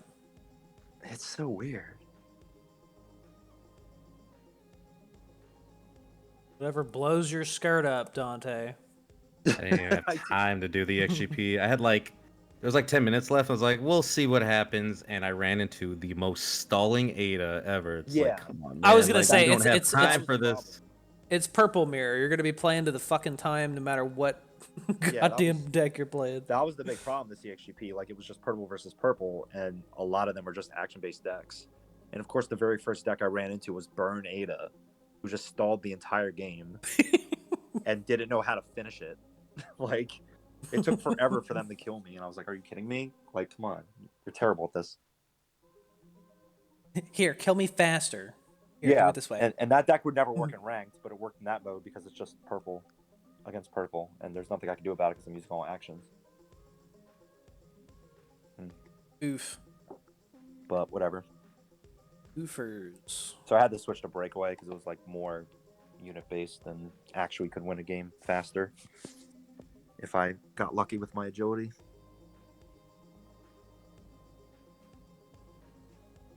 I gotta reevaluate how I want to do up this tournament. Do it up. But I have to jettison the things that I enjoy playing the most. I'll probably keep one of my decks and change the other two. I'm not going to say which one. I'll trash all we mine didn't even because get to they see sucked. your full decks. Huh? And we didn't even get to see your full deck list. Yeah, it's true. I mean, with the Ada list, I think I played through the entire thing like a couple times, maybe. I don't know, actually. The despair list suck, though. I don't know. I don't think the despair's the way. Like, if you have to play black, I honestly don't know what you would play. Maybe Raging Demon, maybe Dark Destruction with a bunch of destroys. I felt like can't think of Spirits anything was else. a good Like, pick. Spirits sounded good on paper, but the more I looked at it and tried to make a list, I could not figure it out. What's wrong with it? Just kidding. No. It just, I don't know, man. It felt slow and just got blown out by decks that can set up faster. You mean it didn't get 1 MP back? Bullshit. I mean, you can get the discounts with Curse Zone or whatever, so that wasn't really the issue. It was just the fact that spirits are so flimsy that by the time FD Ryu lands, you need to hope you have a destroyer, and if you don't, you're screwed. Yeah. I put 3 of that new 5-drop kill card. What is it called? I don't know. But it kills a 3 attack Luigi? or higher unit. Revenge No, for the action betrayal? Sure. Revenge for Punishment? betrayal. Punishment for betrayal? I know something. Punishment for betrayal. I put 3 of those in my deck. Yeah, let me tell you how I saw a 5'11 Takeda and Dude, I can't even Secret- remember, like, that's attack based. yeah. Okay, because I honestly couldn't even remember what types of units it destroyed. Like, I never wanted to use it. That's how little I know about that card. But it I didn't has a even realize little it's buff. attack-based. That's worse. Why are people running that card? Because I've seen that card a fair amount. That card has fucked me a lot.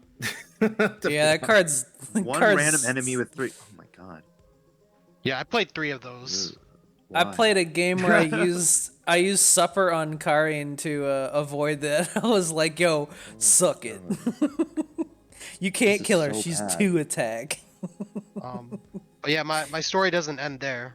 So I saw this 5'11 Takeda and I dropped this, what is this called? Punishment of Betrayal. Yeah. And then Secret Walls decided it would be funny to play Claire in front of one of my units and kill it. And so when I dropped this card, it killed the freaking Claire on RNG instead of the 5'11 Takeda. Yeah, And like, that's why I hate it. Also, I had 30 health and Secret had 4. And then he played Trump card. No. It was just the worst. It was just the worst. Secret almost came back against me when I was playing True Power because of Trump card as well. Yeah, like every time I was about to beat a red player, they had Trump card, and I was like, wow, I could actually lose this game now, even though I outplayed them the whole game. Wow, this is a great feeling. It's okay, I could Love that card. Absolutely love it. I would still play 3 of this, even though I got blown out. But Really? yes, I would still play 3 of this personally. But then again, this I card. also went 0-2, so take it for what you will. I hate this card. I hate this card, Smile. As soon as I change my mind, I'll let you know. You run in the Celestial FD Ryu, and all of a sudden you're like, wow, this feels awful. But you get a buff out of it. Wait, what'd you say? I said if For when you it run in feels the awful. Celestial Ryu, this just feels awful. How does it feel awful? Because he goes to 4 attack. Oh, it's 3 or more. 3 or Jesus more. Christ. I thought it said 3 or less. Good lord. Oh, good. Hell No, that would Hell be no. terrible. Yeah, that's why. Hell no. Okay. Yeah. The I'm clearly most tired. expensive murderous dude. Yeah. I thought it said 3 or less. Okay, it's 3 or more. This card's okay. I still would not run 3 of them. Maybe 1. I ran 3 in Oichi. That's the only reason why. Yeah. That makes sense. If it wasn't Oichi, I wouldn't do it. I'd run maybe 2. I don't know. Maybe 1 along with 1 obliterate. I forget what my list was, but it wasn't good. I had some ambitions with my list, let's just say that. And they were not fulfilled. Fucking rump card. I think Fine. spirits are still too flimsy. They At die least too you fast. didn't kill. At least you didn't kill a 3/1 for 5 MP. Because I sure did. Yeah, the fact that it's random, I'm not a fan of. Yo, I didn't see Takeda was- Secret Walls moved up to the Salamando sub badge. Nice, thank you. Okay, I don't hate this card as much as I originally did, but meh. Oh yeah, no. If it was 3 or less, I totally get why you would hate it. And I know Ainsworth was running Wound and a Thirst in his spirits list, but I'm not a fan of that card either. I feel like that can really backfire, and you just lose the game if it doesn't work the way you think it will. But I also see the potential in it. I don't know. I've had it clear my board. Yeah, I mean it can Shit do that. sucks my ass. Yeah. You use it on fucking Nobunaga, and it's kind of Smiler's mode. It is funny on Nobunaga, but I don't You know. use it on. It's a very specific combo. Use it on Alexia, and it's strong as that one red legendary you said is Cruel Game. Yep. Yep. Kills the whole board. That's what happened. It was like use it on Alexia, 5, and it killed my entire fucking board. I was like, okay. Yeah, like when combined with stuff like Bison. Yeah, maybe I just have to use it better, but I don't know. I guess my biggest fear right now is that green is just so buff that a lot of the stuff that black can do doesn't matter. Oh god, on Bison that'd be ridiculous because if they respond to it, you could just psycho power and bring that amount up. Yeah, like I was thinking on Bison, it's probably the best, but that's a very expensive safest setup that probably will work sometimes. Yeah, you know, it's a lot to consider. Like it's funny because I look at what Japan's doing right now with Despair, and they changed like 2 cards, and they're not even using Bison. They're still using Legend of Kuma because it instantly kills a unit. Yeah, well, I bounced that for 1. Yeah, I thought that was Basic interesting. I honestly thought that they would lean more towards Bison in all their black decks, but I guess Master Akuma is still too strong for what he's doing, and it's guaranteed. So Why is Sergey here picking his teeth with that blade? I don't know. This artwork is kind of funny to me. What's his deal? I don't know what's going on there. I think he's also doing it in his own card. The collapse of Umbrella has begun. Yeah, I don't. There's a lot of cards in this set that look like just the same card, but they zoomed out or zoomed See, in. look, he's picking his teeth. Yeah, that's dangerous, man. And then you zoom out, you get the betrayal card. And then you look at the 2 Spencer cards; they look the exact same. What he's licking it. From anyway, like what is that game? Someone said it was Umbrella Chronicles. One of the Umbrella Chronicles. That makes sense. Yeah, I never played those Umbrella games. Sergey is a funny card. Oh, it looks like he's holding hands with the what do you call the other guy? Holding hands. Yes, he's holding hands. Gay. We hold hands with our homies. Oh, I don't have that one BTTV emote, but it's like kiss a homie, dude. Come on, gotta get that. We smooch our homies here. Hell yeah. Yeah. I don't know. I haven't experimented much with black, but I like the new Akuma. I like Bison. Oh yeah, I definitely run 3 of those in Human Coral. It's really good. Fun. Got that crush. The only I was honestly downside to it expecting is to if you have to see- defend with it. Yeah, I was expecting to see some, potentially some dual color aggro yesterday, and I didn't really see that much actually. I don't know if anyone's doing dual color. No state, can't do it. Yeah, but I think honestly, like black probably looks best in dual color now with like some aggro stuff, like either green black or purple black, maybe even red black. I don't know.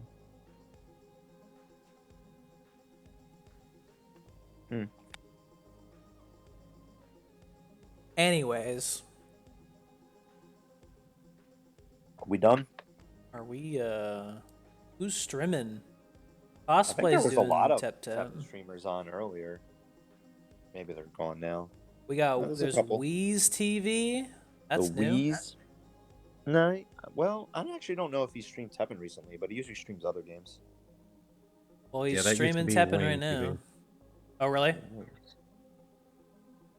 Yeah. You wanna hit up cosplay or hit up Wheeze? I vote is- Wheeze just because I think more of the community already has some good familiarity with cosplay. What is Yeah. Wheeze doing here? Red Oro? What is that? Oh, Oh, Red no. Oro? Oh, All right, turn this around. What is that? I like. But no, I still vote Wheeze. Yeah. Yeah, I'm cool with that. Like the mumblings of I don't know about that one. Yeah, I'm cool with that. All right, let's see here. I gotta cut my nails. But yeah, we're gonna see some streams this week. Who's streaming? I will want be to. doing. Oh, go ahead. I was gonna say I actually want to stream something where like people can submit decks to me.